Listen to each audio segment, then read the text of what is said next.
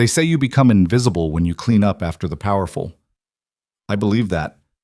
Until the night I watched a billionaire's throat close in real time, surrounded by people who had no idea what to do, while I held the only thing that could save him, my daughter's EpiPen.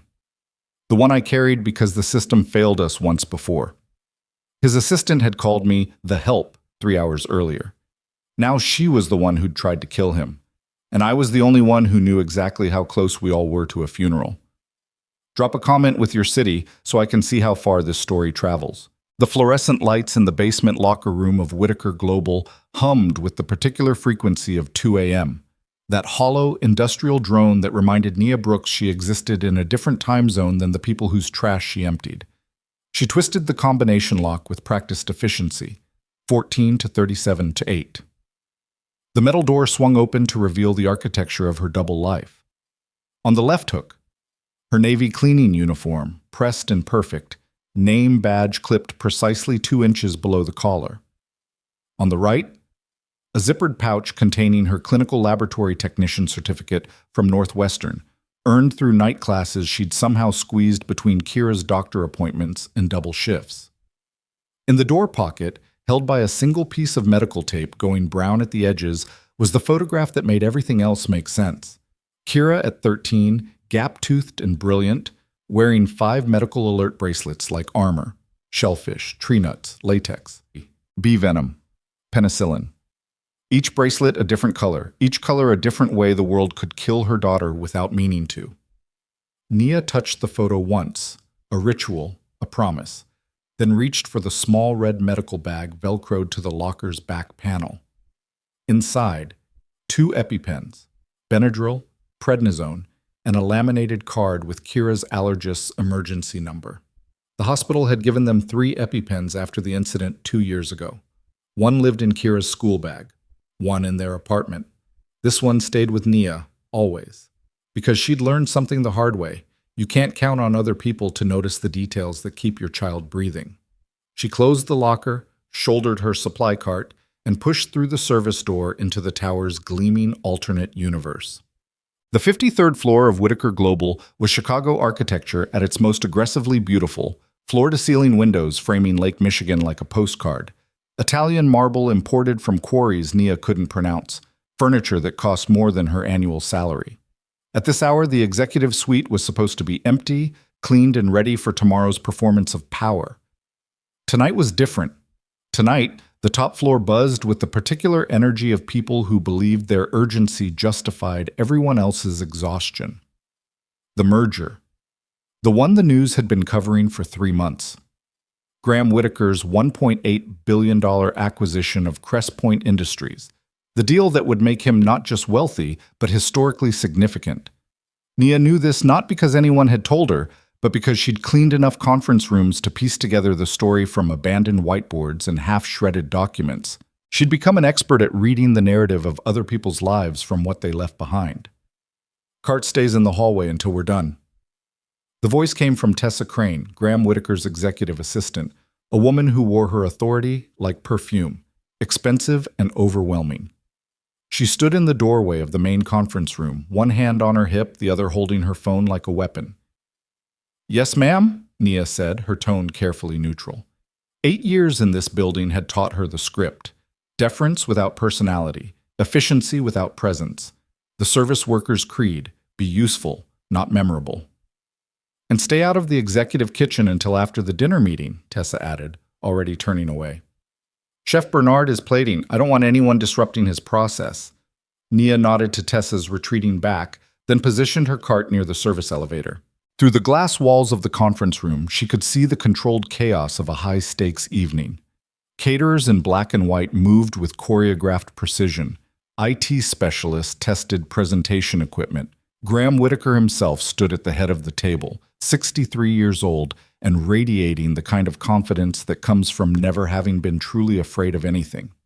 She'd cleaned his office every weekday for 8 years, had emptied his trash, vacuumed his carpet, watered the bonsai tree his ex-wife had given him before the divorce.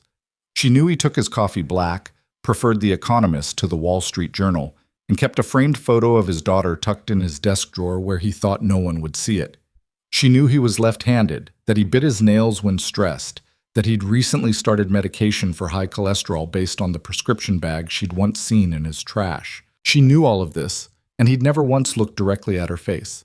It was nearly midnight when Nia's routine brought her past the executive kitchen, the showcase space where Chef Bernard prepared meals for important clients, investors, board members.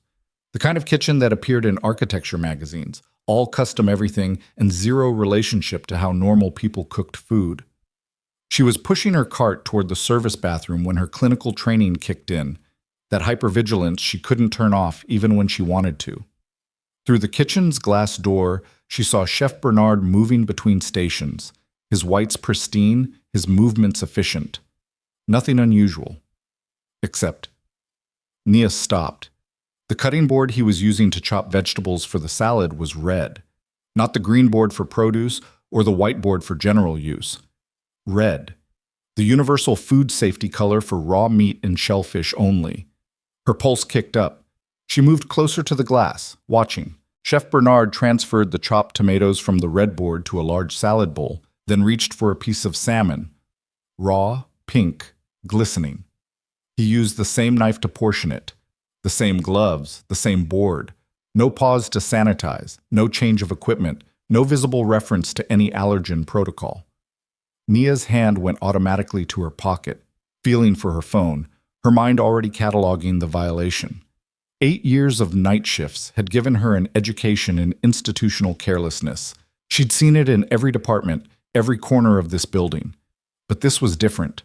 This was the kind of mistake that didn't just create liability. This was the kind of mistake that stopped hearts. She thought of Kira's bracelets, the rainbow of warnings that meant the difference between a normal childhood and a medical emergency. She thought of that afternoon 3 years ago when a well-meaning teacher had given her daughter a cookie with just a little bit of peanut butter. It should be fine. The ambulance ride, the hospital bills they were still paying off, the sound of her daughter's breathing turning into a whistle, then a wheeze, then almost nothing. Nia pushed through the kitchen door. "Excuse me," she said, her voice steady but urgent. "Chef Bernard?" The chef looked up, surprised and immediately annoyed. "What are you doing in here? I'm in the middle of service." "I know. I'm sorry, but—" Nia gestured to the cutting board.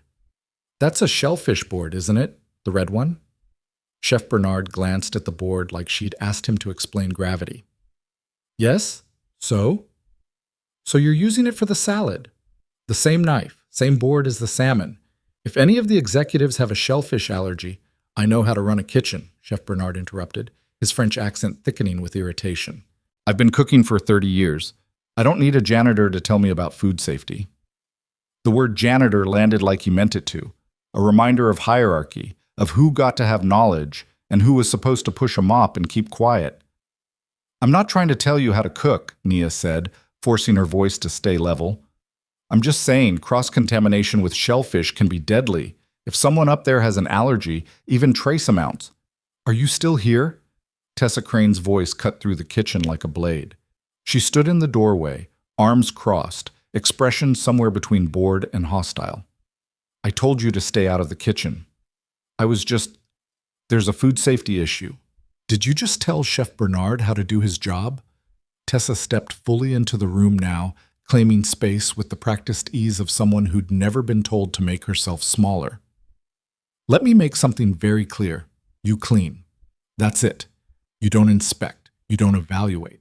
You don't offer opinions on matters that are way above your pay grade." Nia felt the familiar heat rising in her chest, the anger she'd learned to compress into something small and manageable, because anger from someone in her position was never read as righteous. It was always read as attitude, as problem, as reason to fire. "I understand," she said quietly. "But if you could just check the allergen logs, make sure Mr. Whitaker and the investors don't have any—" "Mr. Whitaker," Tessa said, emphasizing the formality like a correction, "has a team of people making sure everything is perfect tonight. That team doesn't include you. Now get your cart and get out of here before I call security." Nia looked past Tessa to Chef Bernard, who was already back to his work, ignoring her completely. She looked at the red cutting board, still contaminated, still being used. She thought about pushing harder, pulling out her clinical certification, explaining that she actually did know what she was talking about, that this wasn't just some cleaning lady with an opinion, but someone with actual medical training who understood exactly what anaphylaxis looked like when seconds mattered. But she'd been here before. She knew how these confrontations ended. The person with the uniform and the cart was never believed over the person with the title and the office. "Yes, ma'am," Nia said. She backed out of the kitchen, pulling her cart with her. She tried one more time. At 12:47 a.m., she found Marcus in the security office, her one ally in the building, a 60-year-old former EMT who'd actually listened when she'd told him about her daughter, who'd helped her file a maintenance report last year when she found black mold in the women's bathroom that nobody else seemed to care about. "Marcus, I need you to do me a favor." He looked up from his monitors, reading her expression immediately. "What happened?" She explained quickly, the cutting board, the cross-contamination, her attempt to warn the chef, and Tessa's shutdown. "I know it sounds like I'm overreacting, but if anyone up there has a shellfish allergy—" "You're not overreacting," Marcus said, already reaching for his radio. "Let me call it up to the executive floor." He tried. Nia watched him try. Watched him explain the situation to the senior security officer on duty. Watched him request that someone check the kitchen logs, verify the allergen protocols. Watched the request get dismissed. "Brooks needs to stay in her lane," the voice crackled back through the radio. "We've got a $1.18 billion deal happening up here. We don't have time for paranoid cleaning staff." Marcus set the radio down, his jaw tight. "I'm sorry, Nia. It's not your fault." She was already moving toward the door. "I tried. That's all I can do." But even as she said it, even as she pushed her cart back toward the service elevator, even as she told herself she'd done everything she could within the bounds of her invisible position, she knew she hadn't. She knew that in 3 hours, when her shift ended and she went home to Kira, she'd lie awake wondering if tonight was the night someone died because she'd been too afraid of losing her job to make more noise. She knew that staying in her lane had never actually kept anyone safe. She knew all of this, but she didn't know what else to do. So she cleaned. She emptied trash bins and wiped down surfaces and vacuumed the offices of people who would come in tomorrow and never notice she'd been there.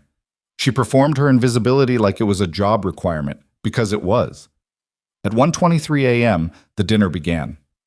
Nia was in an office 3 doors down from the conference room when she heard it. The muffled sounds of executive celebration, glasses clicking, laughter, the particular timbre of powerful people enjoying their power. She tried to focus on her work. Tried to tell herself it was fine, that Chef Bernard probably did know what he was doing, that she'd been wrong to worry, that surely someone with 30 years of experience wouldn't make such a basic mistake. But her hands were shaking as she emptied the wastebasket, because she kept thinking about Kira's bracelets, about the teacher who'd said, "It should be fine," about how many times people with authority had dismissed her concerns right up until the moment those concerns turned into medical emergencies, about how privilege made people careless because they'd never had to learn to be afraid. She was pushing her cart past the conference room when the shouting started. Not celebration anymore, not laughter, panic. Nia dropped everything and ran. Through the glass walls, she saw him immediately. Graham Whitaker, standing at the head of the table, one hand clutching his throat, the other braced against his chair. His face was flushed, not red from wine, but the deep crimson that came from the body's immune system turning on itself. Hives were already blooming across his neck, rapid and raised. His breathing had that particular sound, the high-pitched wheeze of airways constricting.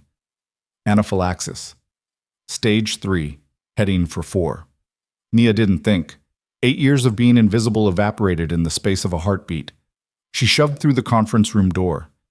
"He's having an allergic reaction," she said, her voice cutting through the confused noise with clinical authority. "Anaphylaxis. Someone call 911. Now." The investor stared at her, this woman in a cleaning uniform giving orders like she had any right to speak. Tessa Crane moved toward her, already forming words of dismissal. "Get out, this isn't—" "His airway is closing." Nia pushed past her, moving to Graham's side. She'd seen this before, had lived this nightmare with her own daughter, knew exactly how fast it could go from scary to fatal. "Mr. Whitaker, can you breathe?" Nod if you understand me. Graham nodded, his eyes wide and terrified. The sound of his breathing was getting worse. Stridor, the medical term, but Nia didn't bother with terminology. She was too busy calculating timing. "Does anyone have an EpiPen?" she demanded, looking around the room. Blank faces, expensive suits, zero useful answers. "The first aid kit," someone offered. "There's one in the executive office." "Too far," Nia said. The office was 300 feet away, maybe more. Graham's lips were starting to turn blue. They had minutes, maybe less. She did the math in her head, the calculation she'd been trained to do, the one that meant the difference between intervention and autopsy. Her locker. 6 floors down. The EpiPen she carried for Kira. It was the only option, and it wasn't really an option at all. It was the only choice that kept a man breathing. "Someone call 911, she repeated, already moving toward the door. "Tell them anaphylaxis, adult male, approximately 200 pounds, and find something to elevate his legs if he loses consciousness." "Where are you going?" Tessa's voice followed her, sharp with outrage. Nia didn't answer. She was already running. The service stairs were never meant for speed, concrete and industrial, built for efficiency, not grace. Nia took them like she was outrunning death itself, because she was. Her lungs burned, her legs screamed. She counted floors by the numbers painted on the walls, racing past the lives that happened in this building while she cleaned up after them. 53, 52, 51. She thought about Kira, about the promise she'd made that night in the emergency room. "I will never let this happen to you again. I will always be prepared.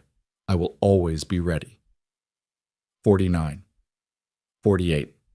She thought about Graham Whitaker, who'd never once looked at her directly, who existed in a world where people like her were furniture with hands. About how she was racing through a building to save him with medicine she carried for someone he'd never know existed. 47. The fluorescent lights blurred past. Her badge bounced against her chest. She skidded around a corner, caught herself on the railing, kept running. When she hit the basement level, her hands were already reaching for her locker combination. 14 to 37, 8. The door swung open. She grabbed the red medical bag, yanked the EpiPen from its case, and ran back the way she came. 6 floors up is different from 6 floors down. Gravity is a collaborator when you're descending, an enemy when you're climbing.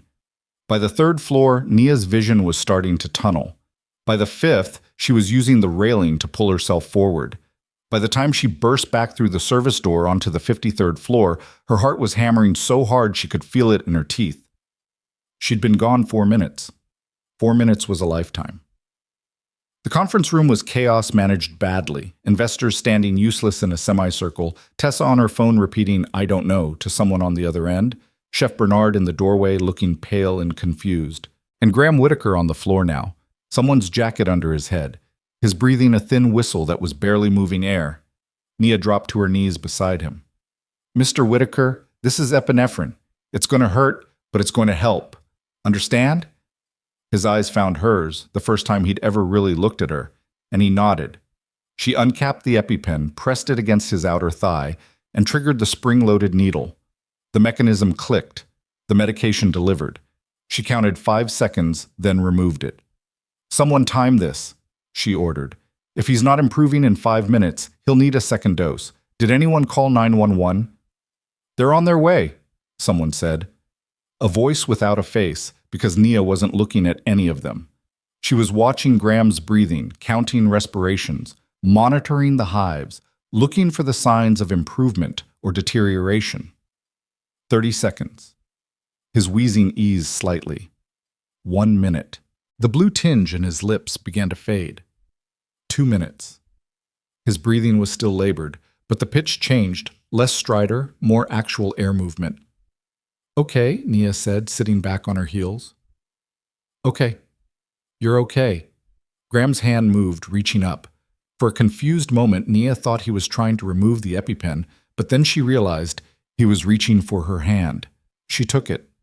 They stayed like that, this billionaire and this cleaning woman, his life in her hands for the second time that night, until the paramedics arrived 7 minutes later with their oxygen and their questions and their equipment that made Nia's daughter's EpiPen look like a toy. She backed away then, letting the professionals take over, becoming invisible again. But not quite. Because Tessa Crane was standing in the corner of the room, watching her with an expression Nia couldn't read. Something between shock and something else. Something that looked almost like fear. And because the EpiPen was still in Nia's hand, her daughter's name written on the label in permanent marker. And because everyone in that room had just watched a cleaning woman save a man's life using medication that definitely wasn't supposed to be there. The paramedics loaded Graham onto a stretcher. The lead EMT turned to Nia. "You administered the epinephrine?" "Yes." "Good call. Probably saved his life. Are you a nurse?" Nia hesitated. The truth was complicated. The lie was easier. "I have medical training." The EMT nodded, making notes on his clipboard. "We'll need a statement for our report. Your name?" "Nia Brooks." He wrote it down. "And your position here?" The room went quiet.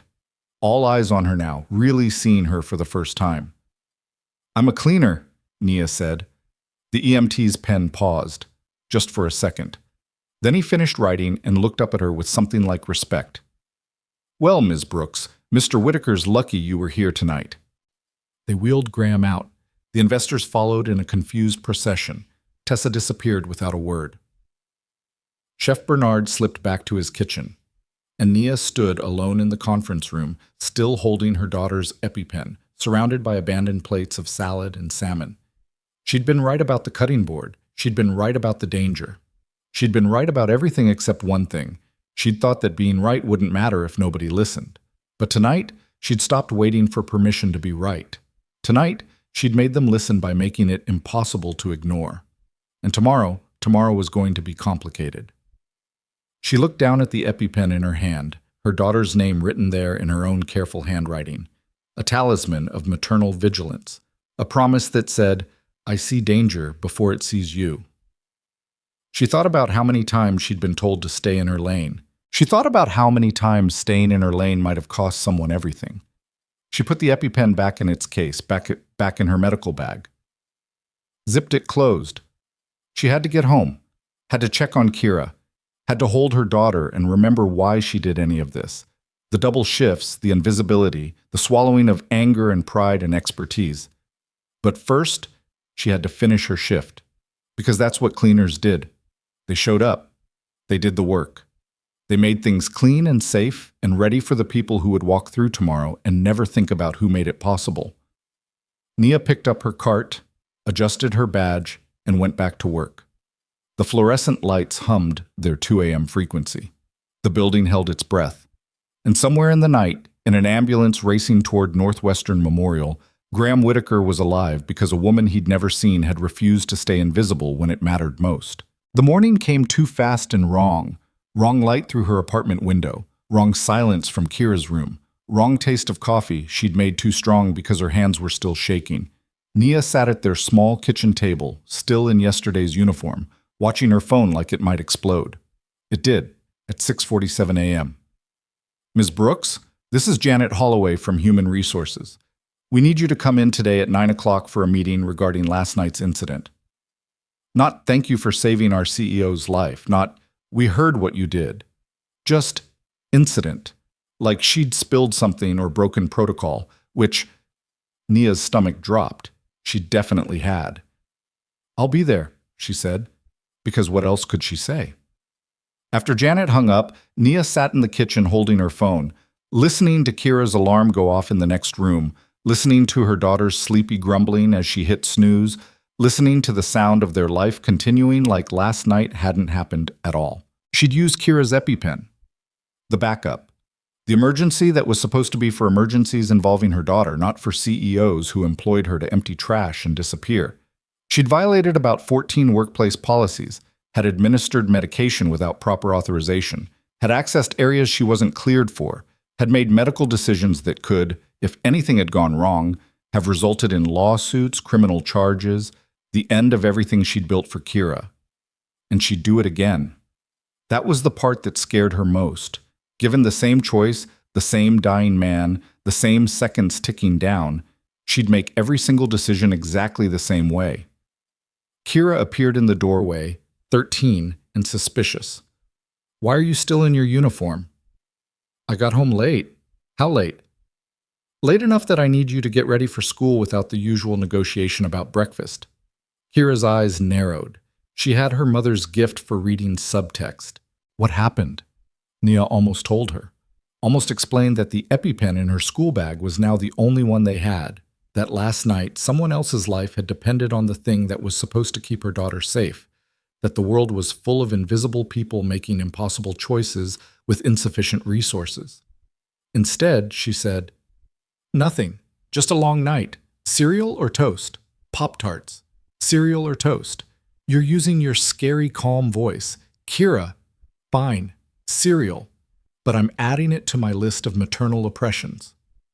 "You do that," Nia said, already moving toward her bedroom to find something to wear that didn't smell like floor cleaner and terror. She had 2 hours to shower, change, and figure out how to explain to human resources why she'd saved a man's life. The HR office on the 14th floor existed in a different aesthetic universe than the executive suite. Where the 53rd floor was all glass and imported marble, HR was beige functionality, drop ceiling tiles, carpet that showed every stain, motivational posters about synergy that no one had ever read. Janet Holloway's office was a corner unit that managed to feel both sterile and cluttered, her desk buried under file folders and a coffee mug that said "World's Okayest Boss." Janet herself was 50-something, gray hair cut efficiently short, glasses on a chain around her neck. She had the particular expression of someone who'd spent decades delivering bad news to people who couldn't afford to hear it. "Ms. Brooks, please sit." She gestured to the chair across from her desk, cheap plastic with metal legs, the kind that made you aware of your own discomfort. "First, let me say that we're relieved Mr. Whitaker is recovering. The hospital released him this morning." "That's good," Nia said, her voice careful. "It is. However, we need to discuss your actions last night, specifically your use of unauthorized medication on company property." There it was, the trap built into kindness. Nia had known it was coming, but hearing it still felt like a punch. "He was dying," she said simply. "We understand the emergency nature of the situation, but you administered an EpiPen that wasn't prescribed to Mr. Whitaker, that wasn't even prescribed to you." Janet pulled out a piece of paper, a photocopy of the EpiPen label with Kira's name clearly visible. "This medication belongs to your daughter." "Yes." "Ms. Brooks, are you aware that administering prescription medication to someone it's not prescribed for is illegal in the state of Illinois?" The words hung in the air like smoke. Nia felt her throat tighten. Not anaphylaxis, just fear of the institutional kind. "I'm aware," she said. "I'm also aware that epinephrine for anaphylaxis is a universally recognized emergency treatment. I'm a certified clinical lab technician. I have medical training. I made a judgment call based on that training, and Mr. Whitaker is alive because of it." "You're a clinical lab technician?" Janet's eyebrows rose. "That's not on your employment file." "You never asked." The silence that followed was the sound of systems breaking down. Janet looked at the file in front of her. 8 years of employment history reduced to dates and evaluations, and Nia could see the recalculation happening behind her eyes. "Why are you working as a cleaner if you have a clinical certification?" It was the question people with options always ask people without them, as if choices were the same thing as opportunities, as if the world was a meritocracy instead of a rigged game where single mothers with sick daughters took whatever jobs came with health insurance. "Because I have a daughter with severe allergies and the cleaning position came with benefits that cover her specialist appointments," Nia said. "Because night shift paid more than day shift. Because I could work when she was sleeping and be home when she needed me. Because sometimes survival is more important than career advancement." Janet had the grace to look uncomfortable. "I see. Is that all?" "No." Janet leaned back in her chair. "Ms. Brooks, Mr. Whitaker's legal team has reviewed the incident. They've concluded that while your actions were irregular, they were also life-saving. However, the company has a liability concern." Liability. "You brought unauthorized medication onto company property. You accessed areas outside your clearance. You made medical decisions without proper documentation or authorization. If Mr. Whitaker had had an adverse reaction, if anything had gone wrong, But it didn't. But it could have. Janet's voice gentled slightly, which somehow made it worse. Ms. Brooks, we're placing you on administrative leave pending a full investigation. With pay, she added quickly, like that made it better. We need to review security footage, interview witnesses, consult with our legal department. Standard procedure. Administrative leave. The professional euphemism for, we're deciding whether to fire you. Nia stood up. How long? Typically 2 to 4 weeks. We'll be in touch. And my daughter's health insurance? Remains active during the investigation. Small mercies. Nia nodded once and turned toward the door. Miss Brooks? Janet's voice stopped her. For what it's worth, what you did took courage. Not many people would have run toward danger like that. Nia looked back at her. Not many people have had to watch someone they love stop breathing because the system failed them. Once you've lived that, you don't really have a choice about running toward danger. You just do it. She left before Janet could respond. Bote. The next 3 days existed in a strange suspension, time moving forward, but Nia stuck in place, waiting for a phone call that would determine her family's future. She reorganized their apartment, deep-cleaned everything until Kira complained that it smelled like bleach and anxiety. Checked her phone obsessively, didn't sleep. On the 4th day, Marcus called. You need to see something, he said without preamble. Can you meet me at Daily Plaza, 1 o'clock? Marcus, I'm on administrative leave. I don't think I'm supposed to... This isn't about the company. Just trust me. 1 o'clock. She almost didn't go. Almost decided that whatever Marcus wanted to show her would only make things worse. But sitting in her apartment waiting for the hammer to fall was its own kind of torture. So at 12:45, she took the red line downtown and walked to Daily Plaza, where the Picasso sculpture stood, like a rusty question mark against the October sky. Marcus was waiting on a bench, looking older than she remembered. He stood when he saw her. Thanks for coming. I wasn't sure you would. What's this about? He handed her his phone. This showed up on the security feed 2 days ago. The investigation team found it. Thought I should know before they turned it over to the police. Nia looked at the screen. Security camera footage, timestamp showing 11:52 p.m., the night of the incident. The executive kitchen, Chef Bernard at his station. And Nia's breath caught. Tessa Crane standing in the kitchen doorway, phone in her hand. Not calling for help. Not looking concerned. Just standing there, watching Chef Bernard use the contaminated cutting board. Watching him plate the salads. Watching him prepare food that she knew, she had to have known, was going to sicken someone. And then the footage jumped forward. Timestamp 12:15 p.m. Tessa, still in the kitchen, checking something on her phone, looking at the screen. Her expression caught in perfect high-definition clarity. Not worry, not uncertainty, satisfaction. Oh my God, Nia whispered. Keep watching. The footage continued. Tessa moved to the salad station, looked around once to make sure Bernard was occupied at the other counter. Then she took something from her pocket, something small, wrapped in white paper, and sprinkled it over one specific salad. The one that was being plated in the distinctive Whitaker Global China pattern, the one marked with a small flag that said GW. Graham Whitaker's salad. Nia looked up at Marcus, her mind racing.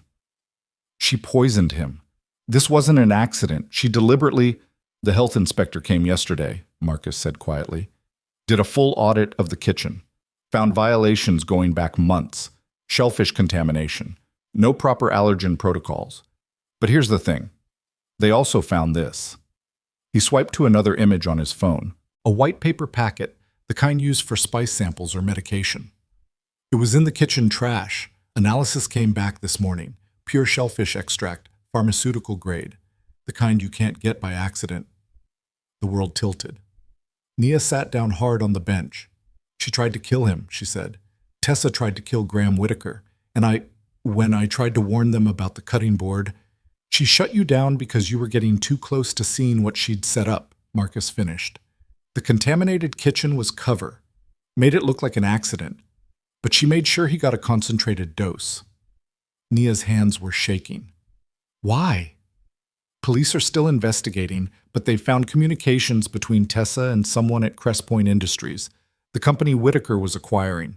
Looks like someone didn't want that merger to happen. Marcus took his phone back. They arrested her this morning. Chef Bernard, too, though his lawyer is arguing he was just negligent, not complicit. Either way, the DA's building a case for attempted murder. The plaza spun around Nia. She thought about that moment in the kitchen, Tessa's voice sharp and dismissive. Stay in your lane. She thought about how close it had come to working. If Nia had stayed in her lane, if she'd just nodded and walked away, if she'd let institutional hierarchy override her clinical training, Graham Whitaker would be dead. And Tessa would have gotten away with murder disguised as a tragic allergy accident. Nia, Marcus was watching her carefully. You okay? She wasn't. She was the opposite of okay. She was a woman who'd spent 8 years being invisible, who'd been punished for trying to prevent exactly what someone else had deliberately caused, who'd saved a man's life and gotten administrative leave while the person who'd tried to kill him had walked free for 3 days. No, she said honestly. I'm really not. The police want to talk to you about what you saw in the kitchen that night, your attempt to warn them. You're a witness now. I'm on administrative leave, Marcus. The company's investigating whether I broke policy, and now you're telling me I need to testify that their executive assistant tried to murder their CEO using the exact contamination I was trying to report? Nia laughed, but it came out broken. They're going to fire me. You know that, right? Even if I'm a witness, even if I saved his life, I made the company look bad. I broke the invisible rules. Marcus didn't deny it. He'd worked security for 40 years. He knew how institutions protected themselves. Maybe, he said, or maybe this changes things. Things don't change for people like me, Marcus. Things just happen to us, and we deal with it. She stood up, needing to move, needing to think, needing to figure out how she was going to explain to Kira that they might need to find new insurance, new housing, new everything. Again, because her mother had committed the crime of being right at the wrong time. Her phone rang. Janet from HR. Nia answered, her voice flat. Yes? Ms. Brooks, we need you to come in tomorrow at 10 a.m. Mr. Whitaker wants to meet with you. The line went dead before Nia could respond. She didn't sleep that night either. Lay in bed rehearsing speeches, imagining scenarios, trying to prepare for every possible version of tomorrow. In one version, Graham Whitaker thanked her and then explained why the company still had to let her go. Liability, policy, the uncomfortable fact of her existence. In another, he offered her money, a settlement, the kind of payoff that made problems disappear. In the worst version, he blamed her for not preventing it, for not fighting harder, for letting his assistant nearly succeed. In none of her imagined versions did she consider what actually happened. At 9:45 the next morning, Nia stood in the lobby of Whitaker Global, wearing the only professional outfit she owned, a black pencil skirt and white blouse she'd bought for her clinical certification interview 4 years ago. The elevator ride to the 53rd floor felt different in daylight, different when she wasn't pushing a cart, different when she was visible. Tessa's desk was empty, cleaned out. Someone had already removed her nameplate. Janet Holloway met Nia at the elevator. Mr. Whitaker is ready for you. They walked to his office, the one Nia had cleaned every weekday for 8 years, where she'd learned his habits by studying his trash. The door was open.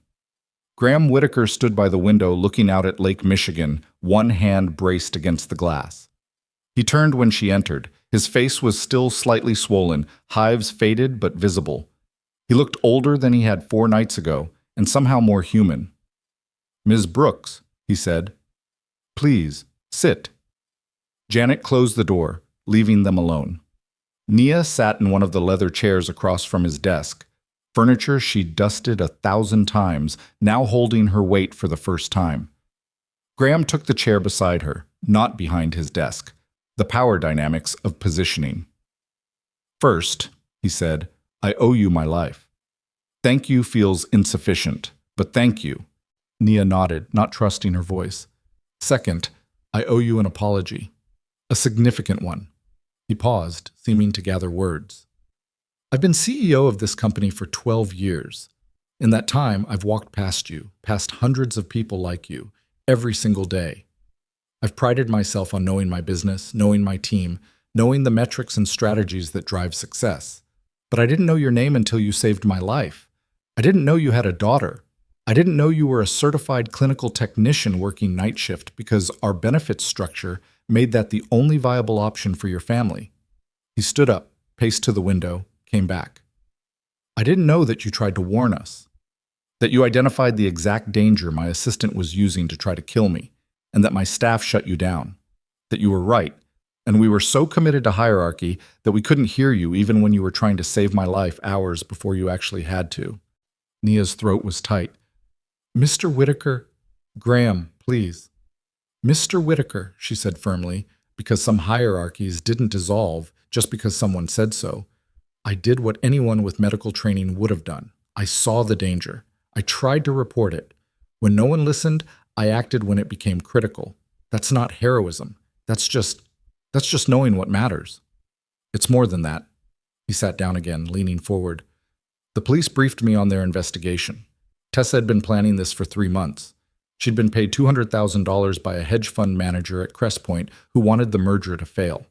They'd researched my medical history, discovered my shellfish allergy, which I rarely mention because it's mild, or I thought it was mild. They set up the contamination protocols in the kitchen, made sure Chef Bernard was using unsafe practices. Tessa was going to let me die and blame it on negligence, a tragic accident." His voice cracked slightly.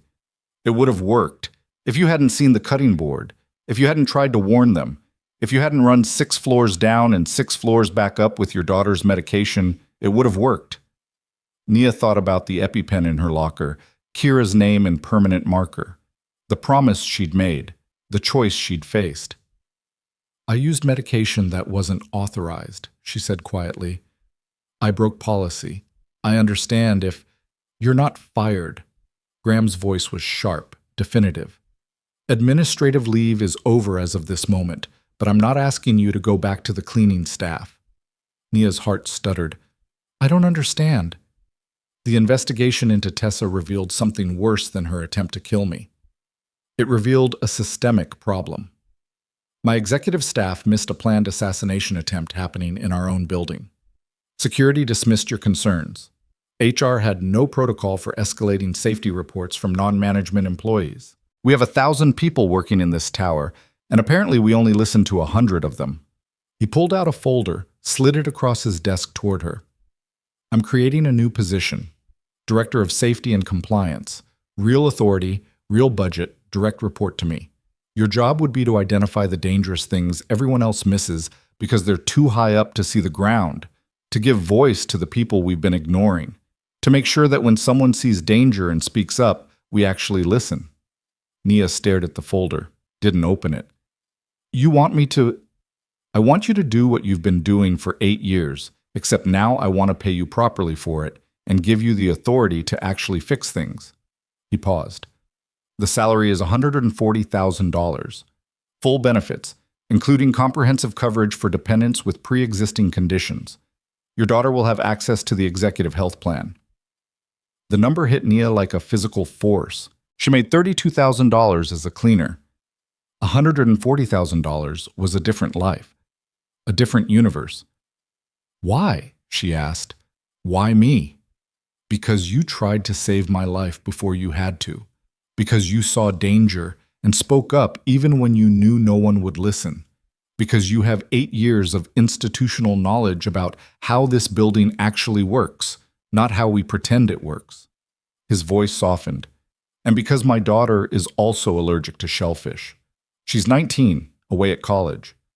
When the doctor told me about the anaphylaxis, when he explained how close I came, I thought about her. About what would happen if she were in a situation where no one noticed, no one cared, no one fought for her the way you fought for me." He was crying now, not hiding it. This man who'd never looked at her directly was crying in front of her. "I want to build a company where people like you don't have to run 6 floors with your daughter's medication to save someone's life.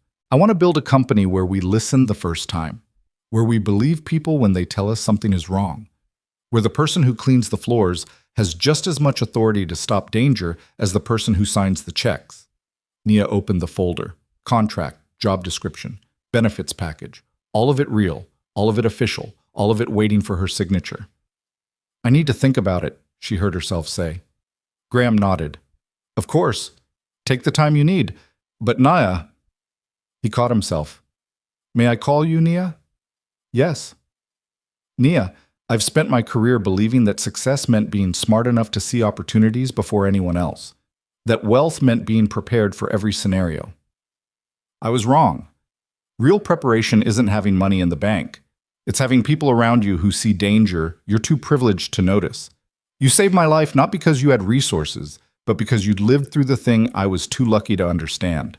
That's the kind of knowledge I need in this company. That's the kind of wisdom I can't buy.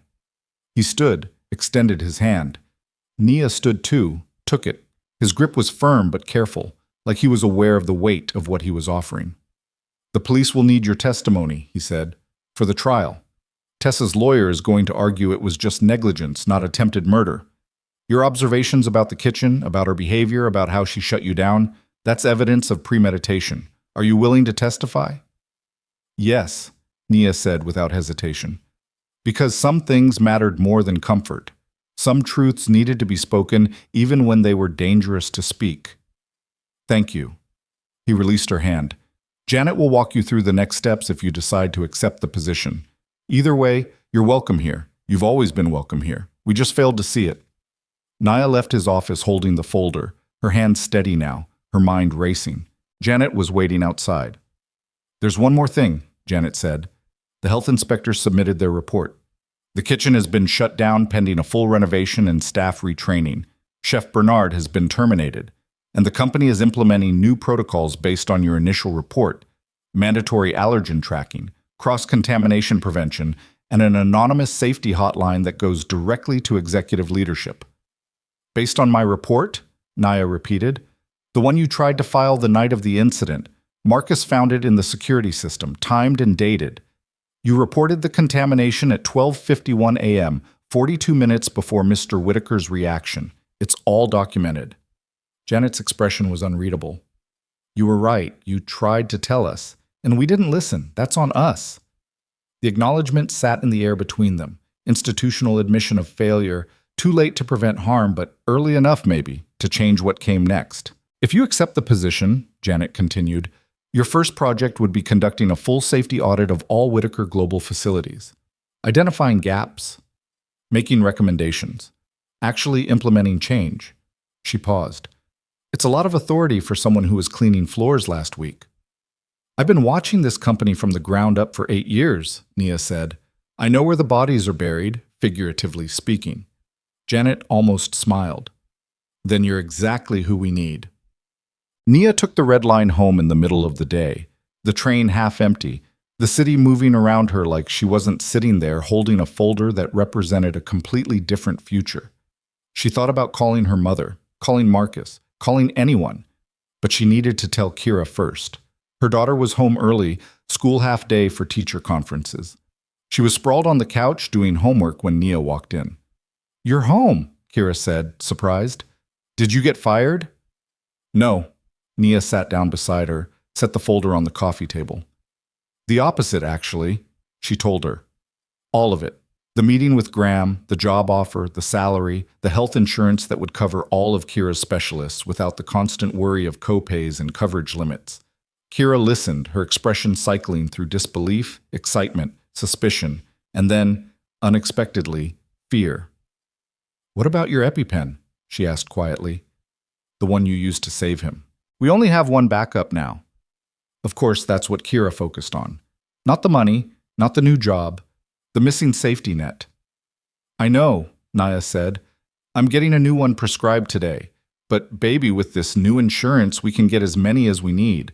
We won't have to ration them. We won't have to decide between your medication and our rent. Is it real? Kira's voice was small. Or is it like when Dad said he'd help with my hospital bills and then just didn't?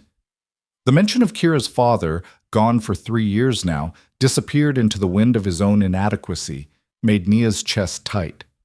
It's real, she said. I saw the contract. I talked to the CEO. This is happening. Because you saved his life. Because I did my job. Because I saw danger and I acted. Kira was quiet for a long moment. Then, are you going to take it? Naya looked at her daughter, 13 years old, brilliant and fragile, wearing 5 colored bracelets like armor. Looked at their small apartment with its worn furniture and carefully managed budget. Looked at the folder on the table, at the future waiting inside it. I don't know, she said honestly. It's a lot of responsibility, a lot of pressure, and I'd be working with the same people who dismissed me, who treated me like I was invisible. I'd have to walk into that building every day and pretend I don't remember what it felt like to have them look through me. But you wouldn't be invisible anymore, Kira pointed out. You'd be the boss. Not the boss, but someone with authority, someone people would have to listen to. So you'd be doing exactly what you've been doing, except now they'd pay you and listen to you? Kira's logic was teenage and perfect. Mom, that sounds like the definition of justice. Nia laughed, surprising herself. When did you get so smart? I've always been smart. You just notice more when you're not exhausted from double shifts. Kira leaned against her mother's shoulder. Take the job, Mom. Make them listen. Make them see all the other people they've been ignoring. That's what you do anyway. Might as well get paid for it. Out of the mouths of 13-year-olds. Nia picked up the folder, opened it to the signature page, looked at the blank line waiting for her name, thought about Graham Whitaker crying in his office, about Tessa Crane trying to commit murder disguised as negligence, about Marcus finding evidence because he'd spent 40 years paying attention to things other people dismissed, about 8 years of being invisible and 1 night of refusing to disappear. She thought about Kira's bracelets, about promises made in emergency rooms, about the EpiPen with her daughter's name written in permanent marker, now evidence in a police investigation, about how she'd saved a man's life using medicine meant for her child, and how that impossible choice had revealed something broken in the system that needed fixing. She signed her name. Tomorrow, she'd call Janet and officially accept. Tomorrow, she'd start the work of changing things. But tonight, she sat with her daughter on their worn couch in their small apartment, holding the contract that meant Kira's specialist appointments would be covered, that their rent wouldn't be a constant anxiety, that the world had shifted just enough to let them breathe. I'm proud of you, Mom, Kira said quietly. And Nia Brooks, former night shift cleaner, future director of safety and compliance, witness to attempted murder, and survivor of institutional blindness, allowed herself to cry. Because sometimes justice looked like a job offer. Sometimes visibility came at the cost of invisibility. And sometimes the person everyone overlooked turned out to be the only one paying attention. The first day in her new office felt like wearing someone else's skin. Nia stood in the doorway of what was now hers, 14th floor, corner unit with actual windows instead of fluorescent lights, desk that wasn't metal and scarred, chair that didn't make her back ache. Someone had already put her name on the door, Nia Brooks, Director of Safety and Compliance. She touched the nameplate like it might disappear. They spelled it right and everything. Marcus appeared behind her, grinning. Fancy. It's too much, Nia said. The office, the title. Yesterday I was emptying their trash, and today I'm supposed to tell them how to run their company? Yesterday you saved the CEO's life and exposed an attempted murder. Today you're doing the job you've been doing for 8 years. Except now they're paying attention. He stepped into the office, looked around. You deserve this, Nia. Don't let imposter syndrome convince you otherwise. But imposter syndrome was too small a phrase for what Nia felt. This wasn't just doubt about her qualifications. This was the vertigo of class mobility, of moving from invisible to visible so fast she hadn't had time to adjust her eyes. 3 weeks ago, she'd been worried about making rent. Now she had a salary that meant Kira could go to college without drowning in debt, could see specialists without rationing care, could live without the constant low-grade terror of medical bills. It felt like winning a lottery she hadn't bought a ticket for. It felt like justice and charity got confused and she couldn't tell which one she was experiencing. Graham wants to see you at 10, Marcus said. Planning meeting for the safety audit. He's bringing in the department heads. All of them? All of them. Finance, operations, HR, legal, the whole executive team. Marcus's expression turned serious. They're not all happy about your promotion, Nia. Some of them see you as a liability. Evidence of their failure. You're going to walk into that room and half the people there will be wishing you'd stayed invisible. Sounds fun. Just remember, you're not there to make them comfortable. You're there to make them safe. Those are different things. He left, and Nia sat in her new chair at her new desk in her new office, trying to breathe through the pressure building in her chest. She'd spent 8 years studying these people from the outside, learning their patterns, understanding their priorities. Now she had to face them as an equal, or something like it, and tell them everything they'd been doing wrong. Her phone buzzed. A text from Kira. First day. Don't let them intimidate you. Remember, you literally saved the boss's life. You're basically a superhero. Love you. Nia smiled despite her nerves. Her daughter, 13 years old and already understanding power dynamics better than most adults. At 9:55, she gathered her notes. 8 years of observations compiled into a presentation that would make people very uncomfortable, and walked to the executive conference room on the 53rd floor. The same room where Graham had nearly died. Someone had replaced the carpet, she noticed. New furniture, too, like they could renovate away the memory of crisis. She was the first to arrive, chose a seat in the middle of the table, not the end, that was Graham's spot, but not tucked away in a corner either, visible, present, taking up space. The executives filtered in over the next 10 minutes, and Nia watched their faces as they registered her presence. Most didn't recognize her at first. Then came the double take, the confused glance at the nameplate she'd brought with her, the slow realization that the cleaning woman was sitting at their table. David Chen from finance looked annoyed. Rebecca Torres from operations looked curious. Janet from HR looked supportive but nervous. And Paul Hendricks from legal, a man Nia had seen yell at paralegals for minor formatting errors, looked openly hostile. Is this some kind of diversity initiative, Bamban? Paul said to no one in particular. Promoting custodial staff to executive positions? The room went quiet. Nia met his eyes, kept her voice level. I'm a certified clinical laboratory technician with 8 years of institutional knowledge about safety failures in this building. I'm also the person who identified the contamination that nearly killed our CEO and saved his life when that contamination became critical. If you'd like to discuss my qualifications further, I'm happy to provide my credentials. Or we can wait for Mr. Whitaker and begin the actual meeting. Paul's face reddened. I didn't mean... Yes, you did. Nia didn't let him finish the backtrack. You meant exactly what you said. You see my old position and assume I'm not qualified for this one. That's the problem we're here to solve. Graham walked in before Paul could respond, and the temperature in the room shifted immediately. He took a seat at the head of the table, nodded to Nia. Thank you all for coming. I know some of you have questions about this new position and about Nia's role going forward. Let me be clear. Director of Safety and Compliance isn't a symbolic position. It's not damage control or good PR. Nia has full authority to investigate, audit, and implement changes across all departments. She reports directly to me. Her recommendations will be treated as executive priorities. He paused, letting that sink in. 3 weeks ago, someone on my executive staff tried to kill me. They succeeded in getting past every security measure, every safety protocol, every checkpoint we thought we had in place. The only reason I'm alive is because a member of our cleaning staff had better training and more awareness than my entire leadership team. That's unacceptable. The shame in the room was thick enough to taste. Rebecca from operations looked at her hands. David from finance adjusted his tie. Even Paul had the grace to look uncomfortable. Nia identified the danger hours before the attempt occurred, Graham continued. She tried to report it. She was dismissed, told to stay in her lane. That failure, our failure to listen, nearly cost me my life.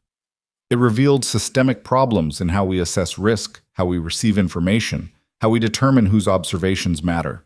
So yes, Paul, this is about diversity, because apparently we need diverse perspectives to notice the things that might kill us. Graham turned to Nia. The floor is yours. Nia stood, connected her laptop to the conference room display. 8 years of invisible observations about to become very visible. I've identified 47 safety violations across Whitaker Global facilities, she began.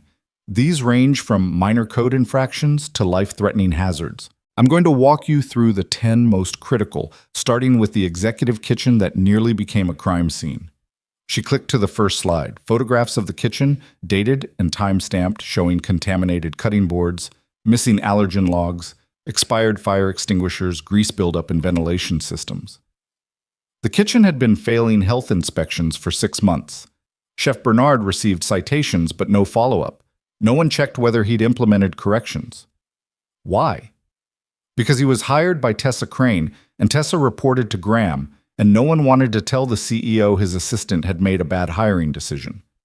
So the violations continued, and the kitchen became the perfect weapon for attempted murder.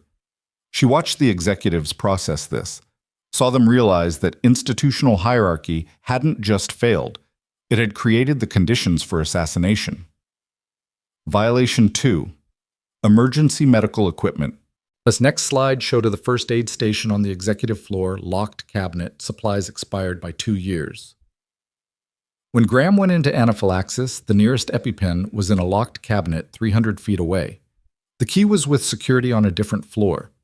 Even if someone had remembered it existed, they couldn't have accessed it in time. I had to run 6 floors to get my daughter's medication because this company's emergency response plan assumed executives would never actually need emergency response. David from finance cleared his throat. The first aid supplies are budgeted annually. We approved that expense. You approved the purchase. No one verified the installation, checked expiration dates, or ensured accessibility. You bought safety as a line item without confirming it translated to actual safety. Naya clicked to the next slide. That pattern repeats across every facility. We have safety theater, procedures that look good on paper but don't function in practice. She spent the next 40 minutes walking them through the violations.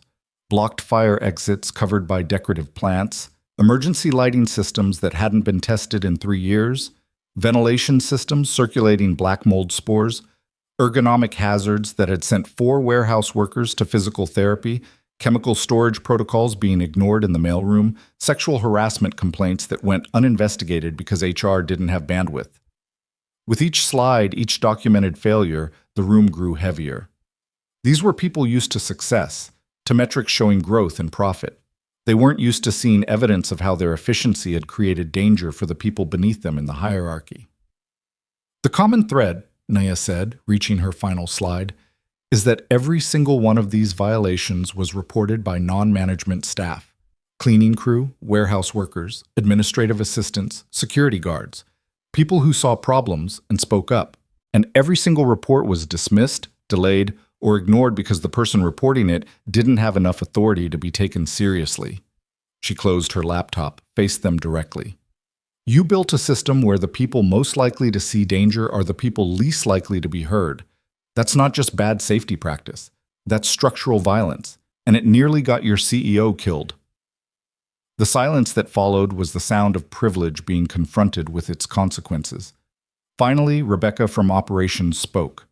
What do you need from us? It was the right question. Nia had expected defensiveness, pushback, explanations about budget constraints and competing priorities. Instead, Rebecca was asking how to help. Full access to all facilities and all departments, Nia said. Authority to halt operations if I identify immediate dangers. Budget for implementing corrections. And a mandatory reporting system where any employee can flag safety concerns without retaliation, with guaranteed response within 48 hours. That's going to slow down productivity, David from finance said. If we're stopping to investigate every complaint, would you rather be productive or alive? Nia's voice was sharp. Because that's the choice you're describing. Speed versus safety. Profit versus people. That calculus is exactly why Tessa Crane thought she could get away with murder. David had no response to that. Graham leaned forward. Nia has my full support to implement these changes. If departments need additional budget, submit requests through her office. If you have concerns about timeline or scope, bring them to her. She has final authority on all safety-related decisions. Are we clear? Nods around the table, some more reluctant than others, but no one openly objecting. One more thing, Graham added. The trial for Tessa Crane and the Crest Point conspirators starts in 2 months. Nia will be a key witness. I expect everyone in this room to cooperate fully with the investigation and to ensure Nia has whatever support she needs during that process. This company failed her once. We won't fail her again. The meeting adjourned. Executives filed out, some nodding to Nia, others avoiding eye contact. Rebecca approached as the room emptied. That was gutsy, she said quietly. calling us out like that. It was necessary, Nia replied. I know. That's what made it gutsy. Rebecca hesitated. For what it's worth, I'm glad you're here. Someone needs to tell us when we're being idiots. Might as well be someone who's been watching us be idiots for 8 years. It wasn't quite an apology, but it was acknowledgement. Nia would take it. She spent the rest of the day in her office, fielding emails from department heads requesting meetings, reviewing facility reports, building the infrastructure of her new role. At 6 p.m., her phone rang. Unknown number. Ms. Brooks, this is Detective Sarah Reeves with Chicago PD. I'm the lead investigator on the Whitaker case. Do you have time to talk? Nia's stomach tightened. Yes. Tessa Crane's lawyer is trying to negotiate a plea deal. They're arguing she was coerced, that the hedge fund manager manipulated her, that she didn't understand the full scope of what she was doing. They're claiming it was reckless endangerment, not attempted murder. That's bullshit. The word came out before Nia could soften it. I saw her face on the security footage. I saw her shut me down when I tried to warn about the contamination. She knew exactly what she was doing. I agree. But to prove premeditation, we need your testimony about her behavior that night. The dismissal, the timeline, your observations of the kitchen, can you walk me through it again? Nia did. Spent 40 minutes reconstructing the night, every detail she'd been trying not to replay obsessively. Detective Reeves asked precise questions, took careful notes. One more thing, the detective said. Tessa's lawyer is going to argue that you're biased, that you benefited from the incident, got promoted, got a significant raise. They'll try to paint you as someone with motive to exaggerate her guilt. So I'm being punished for being promoted after saving someone's life? Not punished, just prepared. They'll come at you hard on the stand, try to discredit you, make it seem like your testimony is self-serving. Nia closed her eyes. I used my daughter's EpiPen. I risked my job. I did everything right, and now I have to defend myself against lawyers who want to protect someone who tried to commit murder? Yes, Detective Reeves said simply. That's how the system works. The person who did the right thing gets questioned harder than the person who did the wrong thing. I'm sorry, but I need you to be ready for it. After the call ended, Nia sat in her office watching the sun set over Lake Michigan, thinking about justice and how it was never quite as clean as people pretended. She'd saved a man's life, exposed a conspiracy, been promoted into a position where she could actually create change. And now she had to stand in a courtroom and prove she wasn't lying about any of it. Her phone buzzed. Kira. Mom, where are you? Dinner's getting cold. Nia had forgotten. In the chaos of her first day, she'd forgotten she'd promised Kira they'd celebrate with Thai takeout and a movie. She grabbed her bag and headed for the elevator, already texting an apology. On the train home, she noticed a man across from her reading the Tribune, the headline visible above the fold. Whitaker assassination attempt. Trial set for January. Below it, a smaller headline. Former cleaner. Now company's safety director. Former cleaner. Not clinical technician or medical professional. The thing she used to be, reduced to a label that made her current position seem improbable. She thought about Paul Hendricks's comment in the meeting.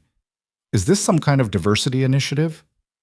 She thought about how hard she'd worked to earn her clinical certification, the night classes and studying while Kira slept, the sacrifices to pay for the program. She thought about 8 years of watching and learning and understanding this company better than people who'd worked there half as long in positions 3 times as high. And she thought about how none of that mattered to people who'd already decided she didn't belong. Her phone rang again.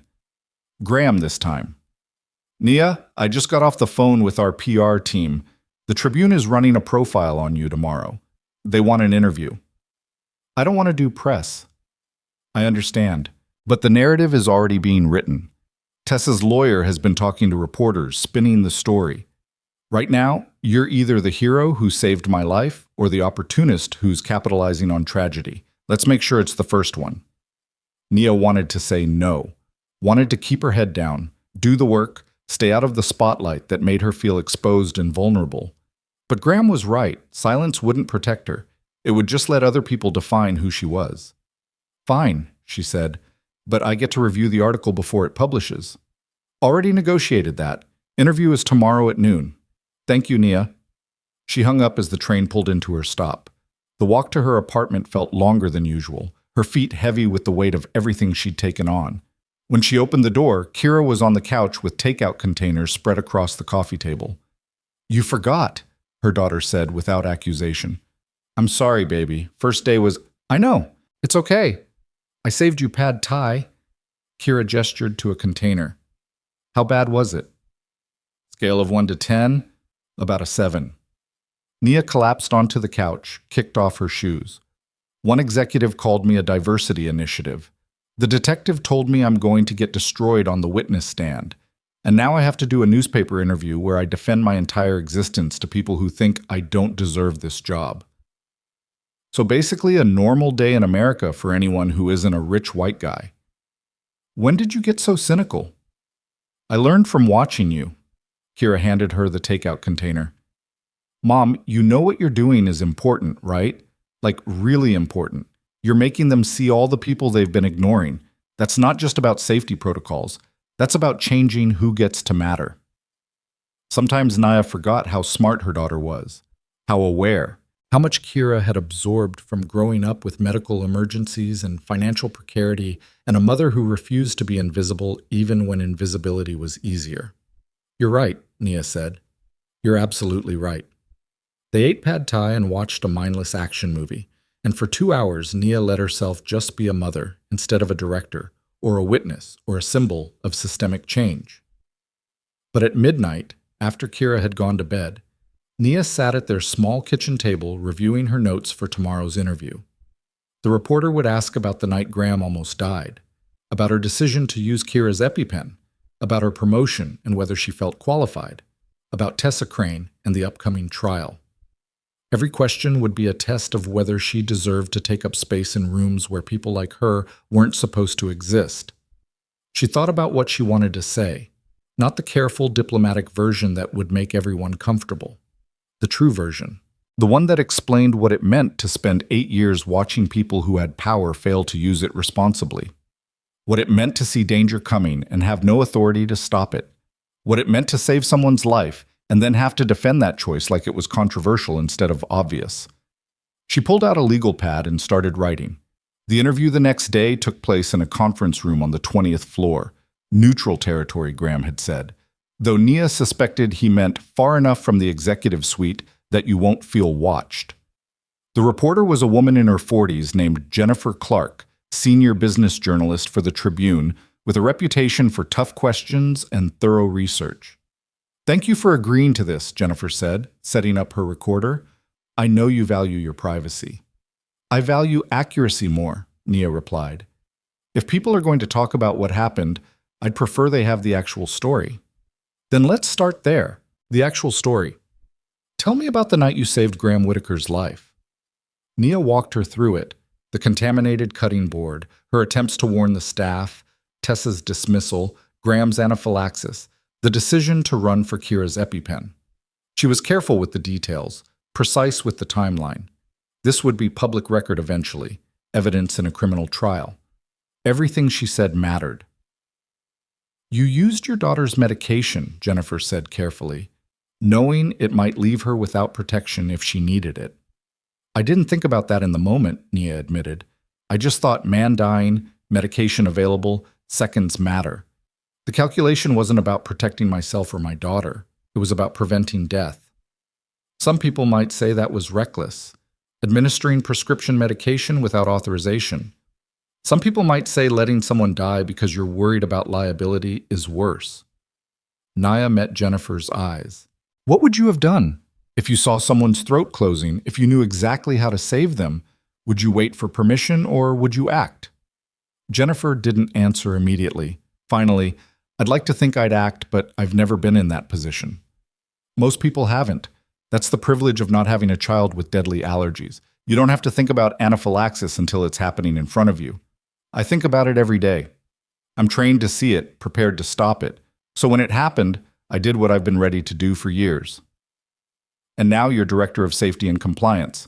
Some critics say you were promoted because the company needed good PR, not because you're qualified. There it was. The question Naya had been expecting. I have an 8-year employment history with Whitaker Global and a clinical laboratory technician certification from Northwestern. Before I was promoted, I documented 47 safety violations across company facilities, violations that were reported by other staff and ignored by management. I identified the exact contamination that nearly killed Graham Whitaker hours before it became critical. I administered emergency medical care that saved his life. If that doesn't qualify me to oversee safety and compliance, I'm not sure what would. But you were working as a cleaner. I was working as a cleaner because it was the job that came with health insurance, comprehensive enough to cover my daughter's medical needs.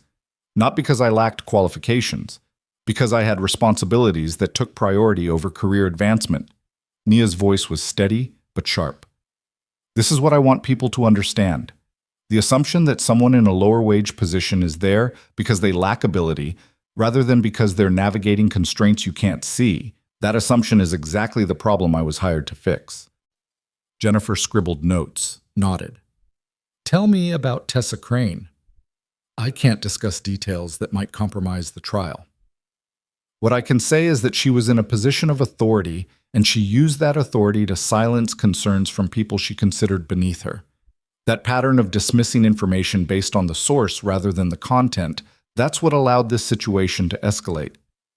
You think she tried to kill Graham Whitaker? I think the evidence will show what she did. My job is to testify to what I observed. The jury can decide her intent. They talked for another hour. Jennifer asked about Nia's plans for the safety audit, her vision for the new reporting system, her daughter's reaction to the promotion. Smart questions, probing but not hostile. When it was over, Jennifer packed up her recorder and paused at the door. Off the record, I think what you did was extraordinary. Not just saving his life, but agreeing to do this job. You could have taken a settlement and disappeared. Instead, you're staying and trying to fix the system that failed. That takes courage most people don't have. Or stubbornness, Nia said. Sometimes it's hard to tell the difference. The article ran 2 days later, front page of the business section. The headline, "The Woman Who Saved a CEO's Life and Exposed a Company's Failures." It was fair, accurate. It quoted Nia extensively and let her speak for herself instead of filtering her words through editorial interpretation. It mentioned her clinical training, her 8 years of institutional knowledge, her documented safety violations. It presented her as competent, not lucky, qualified, not opportunistic. And it made Paul Hendricks from legal very, very angry. He showed up at Nia's office at 8 in the morning, Tribune in hand, face red. "You made this company look negligent," he said without preamble. "This company was negligent," Nia replied calmly. "I documented the evidence. The reporter printed it. If you're upset about how we look, maybe focus on being less negligent instead of managing the publicity around your negligence. You don't get to talk to me like, actually I do. I have authority over safety compliance, which includes legal liability related to safety failures. That makes me your problem now, Paul. So unless you have specific concerns about my audit findings, I suggest you leave my office." He left, slamming the door hard enough that the nameplate rattled. Nia sat back in her chair, heart pounding. 8 years of taking disrespect with a smile, and now she was allowed to push back. The power was terrifying and exhilarating in equal measure. Her phone buzzed, a text from Rebecca in operations.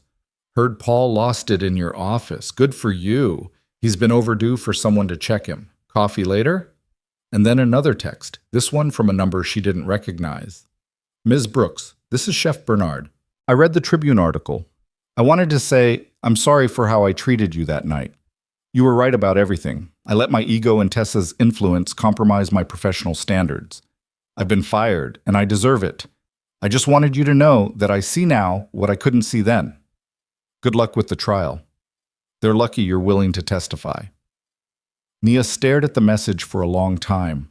Apologies after the fact didn't undo harm, but they weren't nothing either. They were acknowledgement. They were the beginning of accountability. She didn't respond. Some things didn't require response. She had work to do. The work consumed her in ways Nia hadn't anticipated. She'd thought safety audits would be straightforward, identify problems, document solutions, implement changes. Clinical, procedural. The kind of work where right and wrong had clear boundaries. She'd been naive. By the end of her first month, Nia understood that every safety violation she documented represented someone's deliberate choice to prioritize something else. Speed over caution, profit over protection, convenience over care. And those someones had names, faces, careers they were protecting. They pushed back not because they wanted people to be unsafe, but because safety was expensive and uncomfortable and made them look bad. The warehouse on the south side was the worst. Nia arrived unannounced on a Tuesday morning. She'd learned that scheduled audits gave people time to hide problems, and found conditions that made her clinical training scream. Workers lifting boxes without back support equipment, operating forklifts with broken safety cages, breathing air thick with particulate matter because the ventilation system had been temporarily shut off 6 months ago for repairs that never happened. She pulled the manager, a man named Tom Reese, who'd worked at Whitaker Global for 15 years, into his office. "You're going to shut down operations until these violations are corrected," she said, showing him the documentation on her tablet. "OSHA violations, workers' comp liability, respiratory hazards. This facility is one accident away from a wrongful death lawsuit." Tom's face went through several shades of red. "You can't shut down operations. We have quotas, shipments due. If we miss deadlines, if someone dies in your warehouse because you prioritized quotas over their lungs, you won't have to worry about deadlines." Nia's voice was level but unyielding. "I have authority from Graham Whitaker to halt any operation I deem unsafe. This is unsafe. It stops today." "Do you have any idea how much revenue this warehouse generates? How many jobs depend on keeping this facility running? Do you have any idea what asbestosis looks like? What happens to a human spine when it's compressed from lifting loads that exceed safe weight limits?" Nia leaned forward. "I've spent 8 years watching this company treat workers like they're disposable. That ends now. Fix the violations or I'll recommend permanent closure." Tom called Graham. Nia listened to half the conversation, Tom's voice rising from frustrated to desperate, explaining the impossibility of Nia's demands, the cost, the timeline, the disruption. When he hung up, his expression had shifted from angry to defeated. "Mr. Whitaker says you have his full support, whatever you need. I need this warehouse to meet basic safety standards. That's not radical. That's the legal minimum." The warehouse stayed closed for 3 weeks while contractors installed proper ventilation, replaced broken equipment, and brought the facility up to code. The cost ran into 6 figures. The workers, paid during the closure per Nia's insistence, sent her a thank you card signed by 43 people. It sat on her desk now, reminder that behind every violation she documented were human beings whose safety had been treated as negotiable. But the warehouse victory came with enemies. Tom Reese filed a formal complaint with HR, claiming Nia had overstepped her authority and damaged the company's bottom line. 2 other facility managers, hearing about the closure, lodged their own preemptive complaints. Paul from legal started CCing himself on all her communications, looking for procedural errors he could weaponize. The corporate structure she'd spent 8 years watching from below was now pushing back against her from within, and Nia was learning that having authority didn't mean people respected it. It just meant they had to find more sophisticated ways to undermine you. She was working late on a Friday in November when Graham stopped by her office. He looked tired. Not the exhaustion of long hours, but the weariness of sustained stress. The trial was 2 months away, and the depositions had begun. Every day brought new details about how close he'd come to dying, how carefully Tessa had planned it, how many people had failed to see what was happening. "You're still here," he said from the doorway. "Could say the same about you." Nia gestured to the empty chair across from her desk. "Everything okay?" He sat down heavily. "My lawyer just walked me through what Tessa's defense team is planning. They're going to argue I'm a negligent CEO who created the conditions for my own attempted murder. That if I'd been paying attention to my staff, if I'd fostered a culture where people felt heard, Tessa wouldn't have felt driven to such extreme measures. That's obscene. That's legal strategy." Graham's laugh was bitter. "They're making me the villain of my own assassination attempt. And the worst part is, some of it's true. I wasn't paying attention. I didn't foster that culture. I walked past you every day for 8 years and never once asked your name. You're not responsible for someone trying to kill you. No, But I'm responsible for building a system where people like you couldn't be heard until it was almost too late. That's on me." He rubbed his face. "They're also going to come after you. Make it seem like you and I planned this together, that I promoted you as payment for saving my life and testifying against Tessa." Nia had expected this. Detective Reeves had warned her, but hearing it from Graham made it more real. "They'll say I had financial motive to exaggerate what I saw," she said quietly. "That I wanted the promotion so I made Tessa look worse than she was. My lawyer says they'll question why you had your daughter's EpiPen at work, suggest you somehow knew something was going to happen, that you were prepared because you were part of it." The accusation was so absurd it almost made Nia laugh. Almost. Except she'd learned that absurd accusations, repeated often enough in a courtroom, started to sound plausible. That juries looked at people like her, single mothers, night shift workers, women who'd climbed too far too fast, and assumed guilt before innocence. "I carry that EpiPen every day," Nia said. "Have for 3 years. Since the school incident with Kira. It's documented in my medical records, in the school's emergency files, in my own photographs of my daughter wearing 5 allergy bracelets. They can question it all they want. The evidence shows I'm just a mother who's prepared for emergencies. I know. My lawyer knows. But juries don't think about evidence first. They think about narrative. And the narrative they're building is that you're an opportunist who saw a chance and took it. Then we build a better narrative." Nia pulled up her documentation on her computer. "I have 8 years of incident reports I filed that were ignored. I have emails to supervisors about safety concerns. I have photos of violations I tried to get fixed. I have a paper trail showing I've been trying to make this company safer since 2017. That's not opportunism. That's consistency." Graham studied the screen, his expression shifting from defeated to something like hope. "Can I show this to my lawyer?" "It's already been submitted to the prosecution. Detective Reeves has everything." Nia closed her laptop. "Graham, I know the trial is going to be ugly. I know they're going to try to destroy both of us. But the truth is pretty simple. Tessa tried to kill you, I stopped it, and the company you built made both of those things possible. We can't change what happened. We can only make sure it doesn't happen again." He was quiet for a long moment. Then, "My daughter called me last night. She's coming home for Thanksgiving, first time in 2 years. His voice cracked slightly. "She said she's proud of me. For promoting you. For actually doing something about the problems instead of just talking about them. She said maybe I'm finally becoming the father she thought I was when she was little." Nia didn't know what to say to that. The vulnerability was startling. This man who commanded boardrooms and closed billion-dollar deals laid bare by his daughter's approval. "That's good," she said finally. "That's really good. I almost died without repairing that relationship, without her knowing I could change." He stood up, straightened his tie, a gesture of composure, of returning to the CEO performance. "Thank you, Nia, for all of it, for saving my life and for not letting me waste the second chance." After he left, Nia sat in her office looking at Kira's thank you text from earlier that day. "Got an A on my biology test. Teacher said my section on anaphylaxis was the best in the class. Told her my mom's an expert. Love you."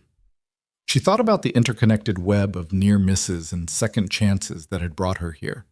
If Kira hadn't developed allergies, Nia wouldn't have learned to recognize anaphylaxis. If that teacher hadn't given Kira the wrong cookie, Nia wouldn't have become hypervigilant about carrying EpiPens. If she hadn't been working that night, if she hadn't seen the cutting board, if she hadn't been brave enough or stubborn enough or desperate enough to run 6 floors twice, Graham would be dead. Tessa would have gotten away with it. And Nia would still be emptying trash bins, invisible. The butterfly effect of survival. The strange mathematics of how tragedy prevented greater tragedy. How past failures created future preparedness. How the worst moments of your life sometimes equipped you to prevent the worst moments of someone else's. Her phone rang. Detective Reeves. "We got something," the detective said without preamble. "Emails between Tessa and the Crest Point hedge fund manager. Not just about payment, about targeting. They researched Graham's medical history by hacking his health insurance records, found out about his shellfish allergy, planned the whole thing down to the day, the meal, the contamination method. This wasn't opportunistic. This was premeditated murder for hire." Nia's stomach turned. They hacked his medical records? HIPAA violation, insurance fraud, conspiracy to commit murder. The charges keep stacking up. But here's the thing. The defense is going to argue Tessa was coerced, that the hedge fund manager threatened her, manipulated her, that she's a victim too. She shut me down when I tried to warn about the contamination. She stood there and watched it happen. That's not a victim. That's an accomplice. I agree. But we need your testimony to establish her active role. The dismissal, the timeline, her demeanor. You're the witness who proves she wasn't just following orders. She was protecting the plan. Detective Reeves paused. Trial starts January 9th. You'll probably be on the stand for 2, maybe 3 days. Defense is going to try to break you, make you seem unreliable, biased, mistaken. Are you ready for that? Nia thought about the warehouse manager who'd filed complaints about her, about Paul from legal looking for ways to undermine her authority, about the Tribune article in the comments section she'd forced herself not to read, but had read anyway, seeing strangers debate whether she deserved her job, whether she'd really saved Graham's life or just gotten lucky, whether her entire existence was legitimate or performative. She'd been preparing for people to try to break her since she was 23 years old and pregnant and alone, told by everyone that single mothers didn't finish college, didn't get certifications, didn't build careers. She'd spent 8 years being told to stay in her lane. Being ready for people to question her wasn't new. It was just the persistent background radiation of her life. "I'm ready," she said. Thanksgiving came with the first real cold snap of the season, the kind of Chicago wind that cut through coats and made you reconsider every decision that had led you to live in a place where winter was personal. Nia and Kira spent the holiday at her mother's apartment on the west side, the 3 generations of Brooks women crammed into a kitchen that smelled like turkey and greens and the specific comfort of family recipes passed down like prayers. Nia's mother, 65 and sharp as ever, had opinions about the promotion. "You sure about this job?" she asked while Nia helped with the dishes. "All this attention, all this pressure. You've got a good thing going. Don't want these people to chew you up and spit you out." "Mama, I was making $32,000 emptying their trash. Now I'm making enough that Kira can go to any college she gets into without drowning in debt. That's not a good thing going. That's survival with better benefits." "But you had security. You knew what to expect. Now you're in meetings with executives, testifying in murder trials, making enemies of people with power." Her mother handed her a plate to dry. "Just reminds me of your father. Always thinking he could fix things, change systems, wore himself out fighting battles he couldn't win." Nia's father had died when she was 12, heart attack at 49, stress-induced, brought on by decades of fighting against a postal service that treated black workers like they were disposable. She'd inherited his stubbornness and his sense of justice. She'd tried very hard not to inherit his early death.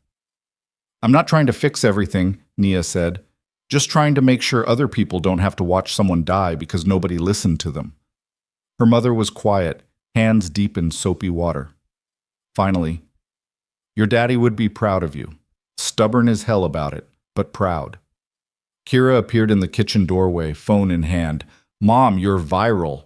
Nia's stomach dropped. "What?"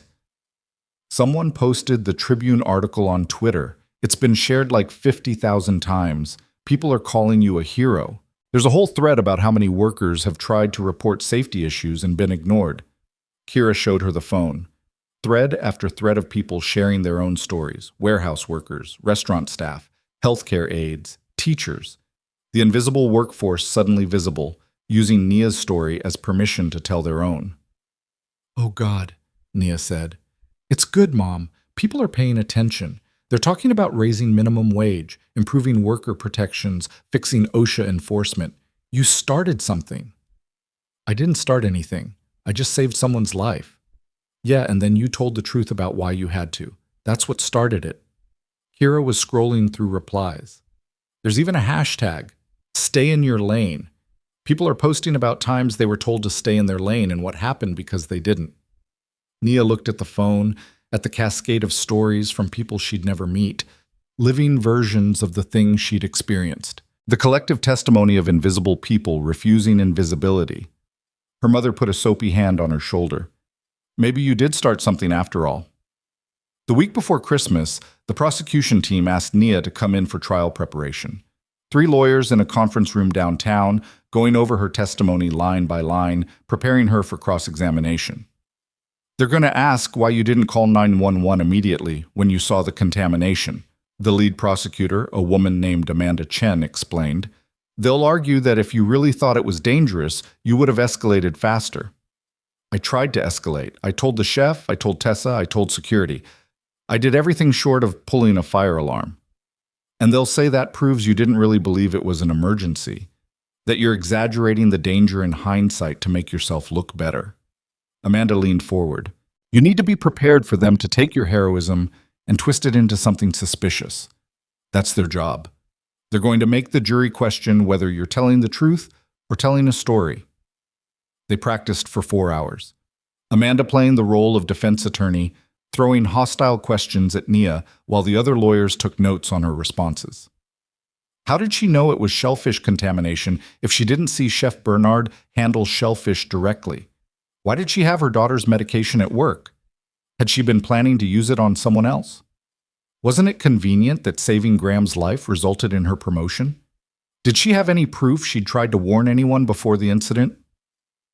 By the end, Nia felt like she'd been through a deposition conducted by prosecutors who hated her. Amanda seemed satisfied. You're good under pressure, she said. That'll help.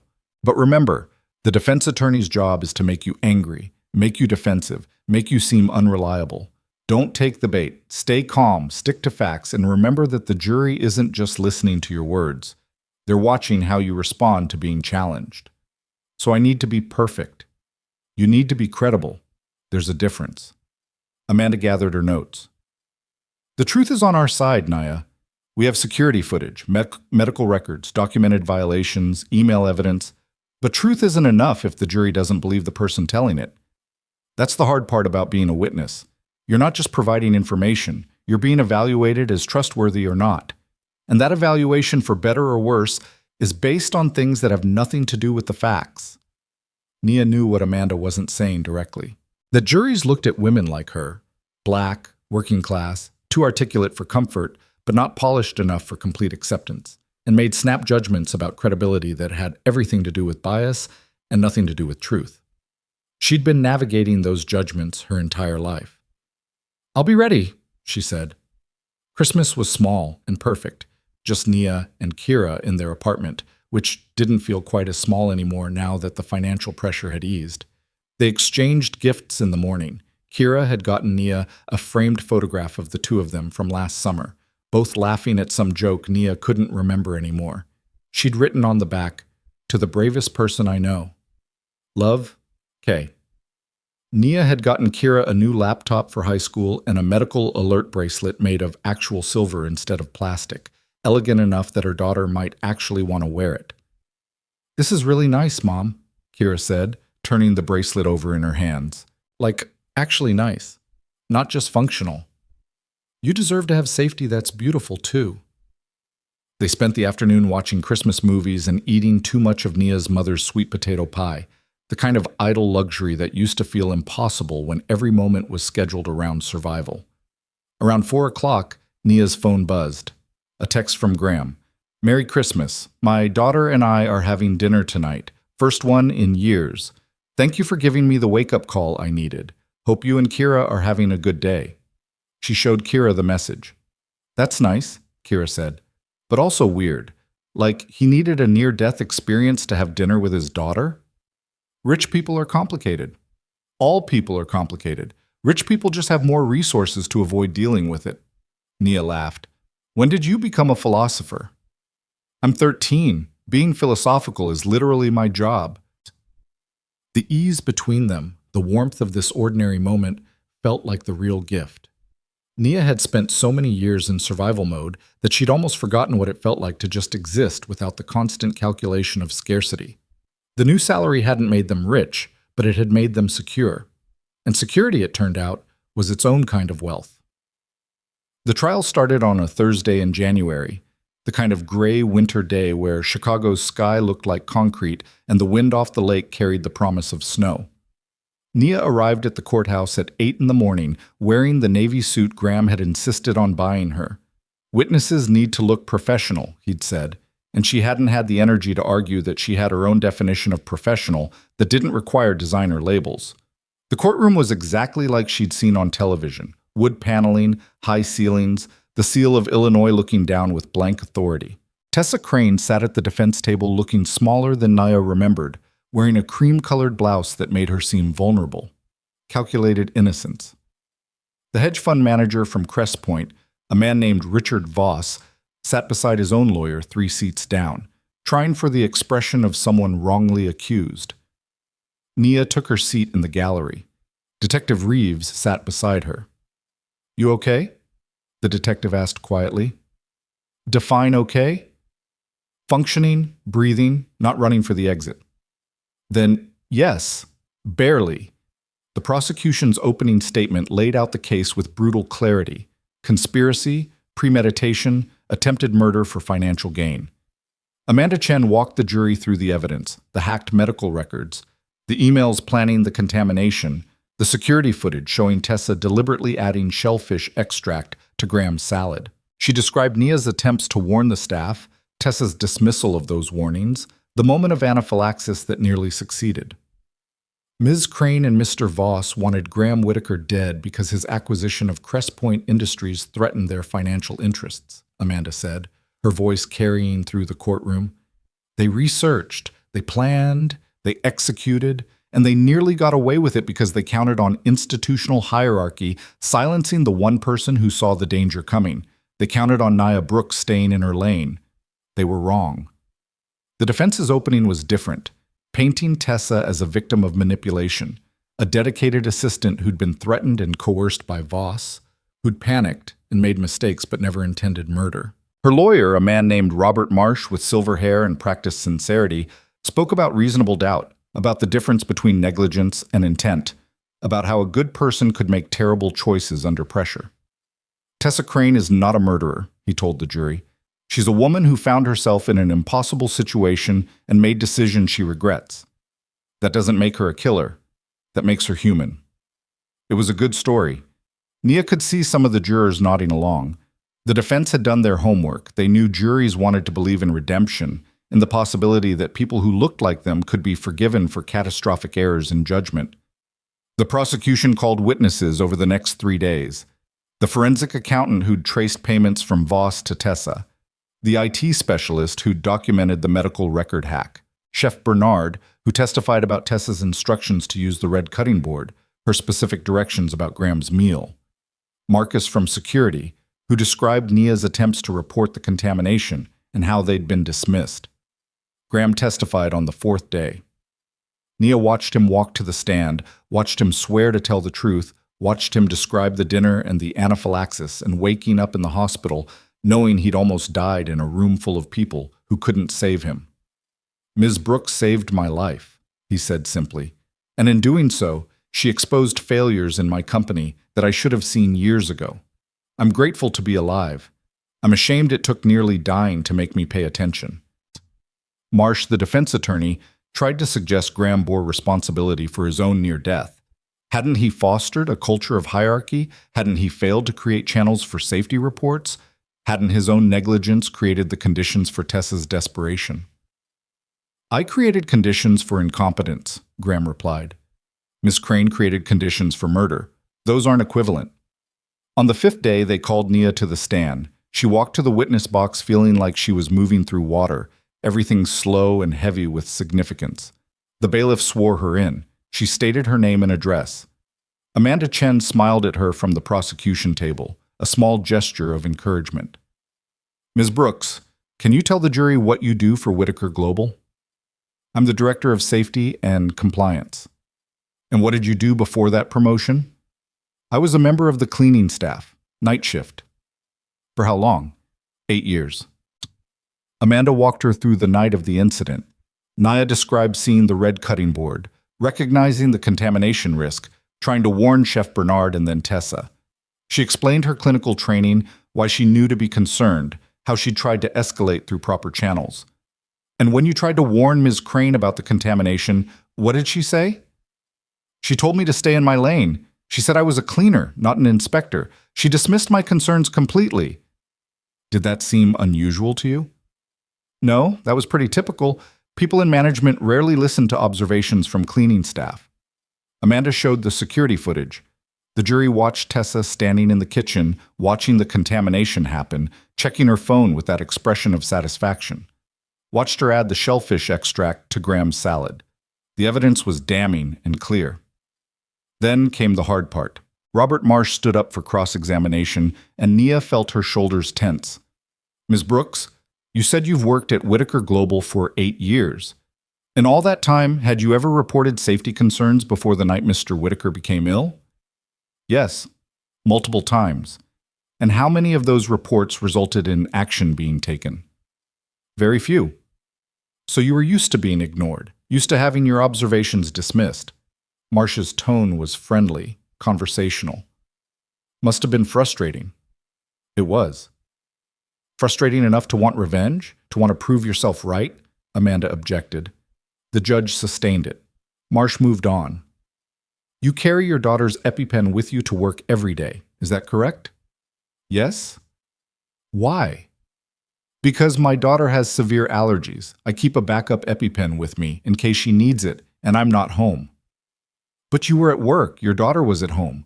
Why would you need her medication at work? Nia kept her voice steady. Because emergencies don't schedule themselves around convenience. I carry it everywhere as a precaution. Isn't it true that bringing prescription medication that's not yours onto company property is against company policy? Yes. So you violated policy every day for years. I prioritize my daughter's safety over policy. Yes. And when you used that medication on Mr. Whitaker, you knew you were violating not just policy, but the law, correct? I knew I was saving a man's life. Marsh smiled. Saving a man's life, that's very heroic. And that heroism resulted in a significant promotion, didn't it? From a $32,000 cleaning position to a $140,000 executive role, quite an upgrade. Objection, Amanda said. Relevance. Your Honor, I'm establishing motive for the witness to exaggerate Ms. Crane's culpability. The judge allowed it. Nia felt her heart rate spike. The promotion happened after I saved Mr. Whitaker's life, not before, she said carefully. I didn't know it was coming. But you must have hoped for some recognition, some reward for your heroism. I hoped Mr. Whitaker would survive. That was the extent of my hoping. Marsh spent the next hour trying to poke holes in her testimony, questioning her timing, her medical judgment, her interpretation of Tessa's behavior. He suggested she was bitter about being ignored, that she'd seized an opportunity to make herself important, that her entire story was inflated by hindsight and self-interest. Nia answered every question with the same steady calm Amanda had coached her on. Facts, not feelings. Observation, not interpretation. She didn't take the bait when Marsh tried to make her angry. She didn't defend herself when he implied she was lying. She just told the truth over and over in different words until the truth became its own defense. When Marsh finally finished, when Amanda asked a few redirect questions to clarify the record, when the judge excused her from the stand, Nia walked back to her seat feeling like she'd run a marathon. Her hands were shaking. Detective Reeves squeezed her arm. You did good, she whispered. Nia didn't feel good. She felt exposed, examined, reduced to the sum of her decisions, and judged by people who'd never had to make similar choices. But she'd told the truth. That had to be enough. The trial continued for another week. Expert witnesses on anaphylaxis, on digital forensics, on corporate liability. Richard Voss took the stand and tried to claim he'd never explicitly told Tessa to kill Graham, just to handle the problem. His lawyer argued that asking someone to handle a business problem wasn't the same as conspiracy to commit murder, even if the person handling it chose murder as their method. The jury deliberated for 2 days.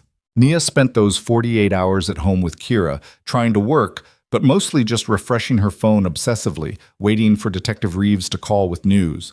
When the call finally came, Nia's hands were shaking too much to answer.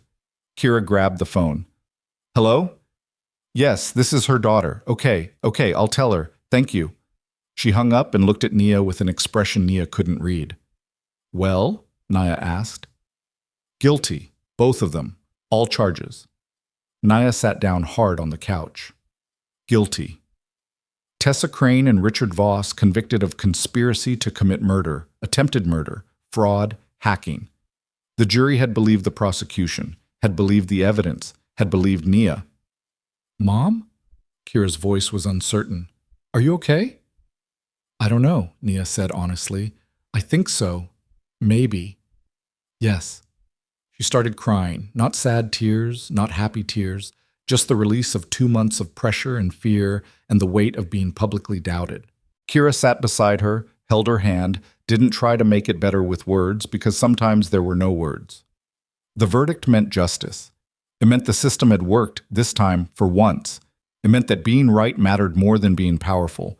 The truth could survive cross-examination, that invisible people could be believed even when institutions tried to discredit them. But it also meant Nia would forever be the woman who testified against Tessa Crane, that her name was in public record now, searchable, attached to this story, that she'd become visible in ways she couldn't control. Her phone buzzed. A text from Graham. Justice. Thank you for your courage. You changed everything. And then another text from a number she didn't recognize. Ms. Brooks, this is Jennifer Clark from the Tribune. Would you be willing to do a follow-up interview about the verdict and what comes next? What came next? As if Nia knew. As if there was a script for going from night shift cleaner to attempted murder witness to director of safety compliance in 3 months. As if any of this was normal or predictable or something she'd planned. What do you want to do? Kira asked. Nia thought about it. About the hashtag stay in your lane still circulating. About the warehouse workers who'd thanked her. About Graham's daughter finally having dinner with her father. About all the invisible people who were watching this story and learning that speaking up sometimes, occasionally, against all odds, actually mattered. I want to go back to work, she said. I want to finish the safety audit. I want to make sure what happened to Graham doesn't happen to anyone else. That's very mom of you, Kira said. But also, maybe take the weekend off first. You just survived a murder trial. Nia laughed, surprising herself. When did you get so wise? I learned from watching you. They ordered pizza and watched movies and didn't talk about the trial or the verdict or what came next. For one weekend, Nia let herself just be a mother instead of a witness or a director or a symbol of anything. She let herself rest because she knew Monday was coming. Monday and all the Mondays after it, full of facility inspections and resistant managers and the slow, grinding work of changing systems that didn't want to change. The trial was over, but the real work, making invisible people visible, making their observations matter, making safety more important than profit, that work was just beginning. And Nia Brooks, formerly invisible, now permanently on record, was ready. Monday came with fresh snow and the particular clarity that follows resolution. Nia arrived at Whitaker Global at 7 in the morning, earlier than necessary, but unable to stay home with her thoughts. The building looked different now, not because anything physical had changed, but because her relationship to it had transformed. She was no longer moving through it as background, no longer cleaning up after people who didn't see her. She was part of the machinery now, one of the people making decisions that rippled through every floor. The security guard at the front desk, a woman named Patricia who'd worked there longer than Nia, looked up and smiled. Heard about the verdict, Patricia said. Good. That woman deserved everything she got. Thanks, Patricia. And congratulations on everything. It's about time someone from down here made it up there. She gestured toward the upper floors. Don't let them change you. It was a blessing and a warning wrapped together. Nia carried it with her into the elevator, up to the 14th floor, into her office where someone had left flowers on her desk with a card signed by the warehouse workers. Thank you for seeing us. She was reading through emails when Graham appeared in her doorway. Didn't expect to see you this early, he said. Couldn't sleep. You? Same. He held up a coffee cup from the shop downstairs. Got you one. Black, no sugar. That's still right? Yeah, how'd you know? I've been paying attention. He set the cup on her desk. I wanted to talk to you about what comes next, for the company and for you. Nia gestured to the chair across from her desk. Graham sat, and she noticed he looked older now, not in years but in substance, like the trial had stripped away some protective layer and left him more exposed to consequence. The board met over the weekend, he began. They want me to make a public statement about the verdict, about the changes we're implementing. They want it to be about corporate responsibility, lessons learned, moving forward, all the usual crisis management language. Sounds reasonable. It's bullshit. The word came out harsh. It's the same performance we always do when something goes wrong. Acknowledge the problem, promise to do better, wait for the news cycle to move on. I don't want to do that anymore. Nia studied him. What do you want to do? I want to tell the truth. I want to admit that this company was built on the assumption that only certain people's observations matter. That we created a hierarchy where people like you, people with actual expertise, actual awareness, were systematically silenced because they didn't have the right titles. I want to say that nearly dying taught me we can't run a company that way anymore, that we won't. The board will hate that. I know. That's why I'm asking if you'll stand with me when I say it. Public press conference, you and me together, showing that this isn't just words, we're actually restructuring how power works here. Nia felt the weight of what he was asking. A press conference meant more visibility, more scrutiny, more of her life becoming public record. It meant standing beside a billionaire CEO and claiming equal authority to speak about what had happened. It meant making herself a permanent target for people who thought she didn't belong. What exactly would I say? She asked. Whatever you want, your story, your observations, your vision for what safety and compliance should look like. I'll talk about institutional failure. You talk about institutional change. Graham leaned forward. Nia, the verdict matters, but it only matters if we use it to actually transform how this company operates. Otherwise, we're just punishing Tessa for doing what our culture made possible. He was right. The trial had established legal accountability, but legal accountability without systemic change was just expensive theater. If Nia wanted her testimony to mean something beyond putting two people in prison, she needed to use this moment, this attention, this credibility to remake the structures that had created the crisis in the first place. When's the press conference? She asked. Friday, if you're willing. I'm willing, but I want to bring someone else too. Marcus from security. He's the one who found the evidence, who listened when nobody else would.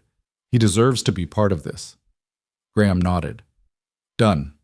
I'll have communications reach out to him. They spent the next hour planning the press conference, not scripting it, but outlining the key points, the narrative arc, the vision they wanted to project. Graham would acknowledge the failures. Marcus would talk about what frontline workers see that executives miss. Nia would present the new safety protocols, the anonymous reporting system, the structural changes that would prevent another Tessa Crane from weaponizing hierarchy against human life. There's one more thing, Graham said as he stood to leave. The board wants to expand your role. Make you chief safety officer with authority across all Whitaker global operations, not just the Chicago facilities. That means oversight of our locations in 6 states, budget authority in the tens of millions, direct reports in every major city we operate in. Nia's breath caught.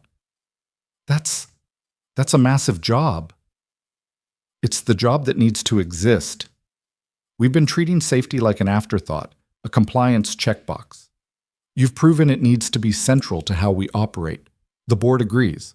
So does the executive team, even Paul from legal, though he'll never admit it. What's the catch? No catch, just reality. You'll be managing people who've been here longer than you, who have more traditional credentials, who will resent reporting to someone they see as skipping steps. You'll be making decisions that cost money and slow down operations. You'll be the person everyone blames when things have to change. He paused. It's a hard job, Nia, possibly harder than anything you've done so far. But it's the right job. Yeah, it is. Graham extended his hand. Chief Safety Officer, say yes. Nia took his hand, felt the weight of what she was accepting. More authority meant more responsibility, meant more scrutiny, meant more ways to fail publicly. But it also meant more capacity to protect people, to make invisible workers visible, to ensure that the next person who saw danger coming would be heard before it was too late. Yes, she said. The press conference was held in the main lobby of Whitaker Global, cameras and reporters packed in among the marble and glass. Nia stood at a podium between Graham and Marcus, wearing the navy suit that had become her armor. Kira sitting in the front row beside Nia's mother. The room was hot with lights and attention, everyone waiting to hear how a billionaire CEO would explain nearly being murdered by his own assistant. Graham spoke first. He didn't soften it or deflect it or hide behind corporate language. He said that he'd built a company that valued hierarchy over truth, that treated workers as expendable, that ignored safety concerns until they became crises. He said that Tessa Crane's attempt on his life had been enabled by institutional structures he'd created and maintained. He took responsibility not just for what happened, but for the culture that made it possible. "I'm alive today because Nia Brooks refused to accept that her observations didn't matter," he said. "She saw the danger. She tried to warn us. We dismissed her because we'd built a system where people in her position weren't supposed to have expertise that mattered. That system nearly killed me. We're dismantling it." Marcus spoke next, his voice steady and certain. He talked about working security for 40 years, about all the reports he'd filed that went nowhere, all the concerns raised by custodial staff and warehouse workers and administrative assistants that were treated as noise instead of intelligence. He talked about finding the security footage that proved Tessa's guilt, about how that evidence had been there all along, but nobody was looking because nobody thought to look at what the invisible people saw. "The people who keep this building running see everything," Marcus said. "We're in every room, every office, every facility. We see the shortcuts, the violations, the dangers. But seeing doesn't matter if speaking doesn't matter, if nobody listens. That's what's changing. Ms. Brooks is making sure of it." Then it was Nia's turn. She gripped the podium, looked out at the cameras and the reporters and the faces of people who would judge every word she said.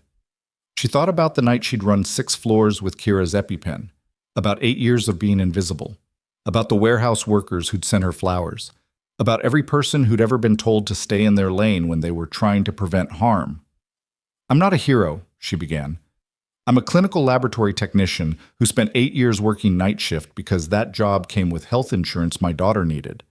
I cleaned offices and watched how this company operated, and I learned where the failures were because I was there when nobody was performing for visibility. I saw the truth because I was invisible enough that people forgot to hide it." She paused, gathering her thoughts. "When I tried to warn people about the contaminated kitchen, I was dismissed, not because I was wrong.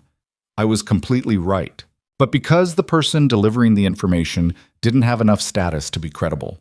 That's not a communication problem. That's a structural problem. It's a problem that says some people's knowledge matters and other people's knowledge is suspect based solely on their position in a hierarchy." Nia looked directly into the cameras. "We're fixing that. Whitaker Global is implementing a new safety reporting system where any employee, regardless of position, can flag concerns directly to executive leadership without retaliation. We're conducting comprehensive safety audits of every facility. We're creating advisory councils made up of frontline workers who will have real input into operational decisions. We're training managers to listen to the people closest to the work because those people see things executives miss." She could see Graham nodding in her peripheral vision, could see Kira beaming in the front row, could see reporters taking notes. "This isn't charity and it isn't good PR," Nia continued. "It's good business. Companies that ignore their workers' expertise are companies that fail. Sometimes they fail ethically. Sometimes they fail financially. And sometimes, like in our case, they nearly fail fatally. We're choosing not to fail anymore. We're choosing to listen." The questions came fast after that. Reporters asking about the trial, about Tessa's sentence, about whether Nia felt vindicated, asking Graham about the financial costs of the new safety protocols, about whether shareholders were concerned, about his own medical recovery, asking Marcus about the security footage, about whether he'd suspected Tessa, about how long these problems had been going on. They answered everything, honestly, directly, without the usual corporate deflection that turned transparency into fog. When it was over, when the cameras stopped rolling and the reporters dispersed, Kira ran up and hugged Nia hard enough to hurt. "You were amazing, Mom. Like, really amazing." I was terrified. "Yeah, but you didn't look terrified. You looked like someone who belongs at that podium." Kira pulled back, studied her mother's face. "Because you do belong there. You know that, right?" Nia wasn't sure she did know that. Wasn't sure she'd ever fully know that. But she was learning to act like she belonged even when the certainty wasn't there yet, and maybe that was enough. Her mother approached, moved slower by age, but still sharp in her assessment. Your daddy would have been proud, stubborn, and proud. Thanks, Mama. Now don't let all this attention go to your head. You still have work to do. She was right. The press conference was the announcement. The work, the real grinding daily work of changing culture, was just beginning. Over the next 3 months, Nia traveled to every Whitaker Global facility in 6 states. She met with workers in warehouses and call centers and regional offices. She listened to their stories about near misses and ignored concerns and the small indignities of being treated like they were disposable. She documented violations and implemented fixes and fired managers who couldn't adapt to the new expectation that frontline workers' observations mattered. She met resistance. Of course she met resistance. Tom Reese from the Southside warehouse filed another complaint, this one claiming Nia was creating a hostile work environment by holding him accountable for safety failures. Paul from legal tried to slow down the implementation of new protocols with concerns about liability exposure. 3 department heads requested transfers rather than work under Nia's oversight. Graham backed her every time, made it clear that the new system wasn't optional, wasn't negotiable, wasn't going away because it made people uncomfortable. Comfort is what nearly got me killed, he told a senior leadership meeting in March. Nia is making us uncomfortable because comfortable was dangerous. Get used to it. The advisory councils began meeting in April, groups of 15 to 20 frontline workers from each major facility, gathering monthly to provide input on operational decisions. Nia sat in on the first Chicago council meeting, listening as warehouse workers and custodial staff and administrative assistants talked about problems they'd been seeing for years.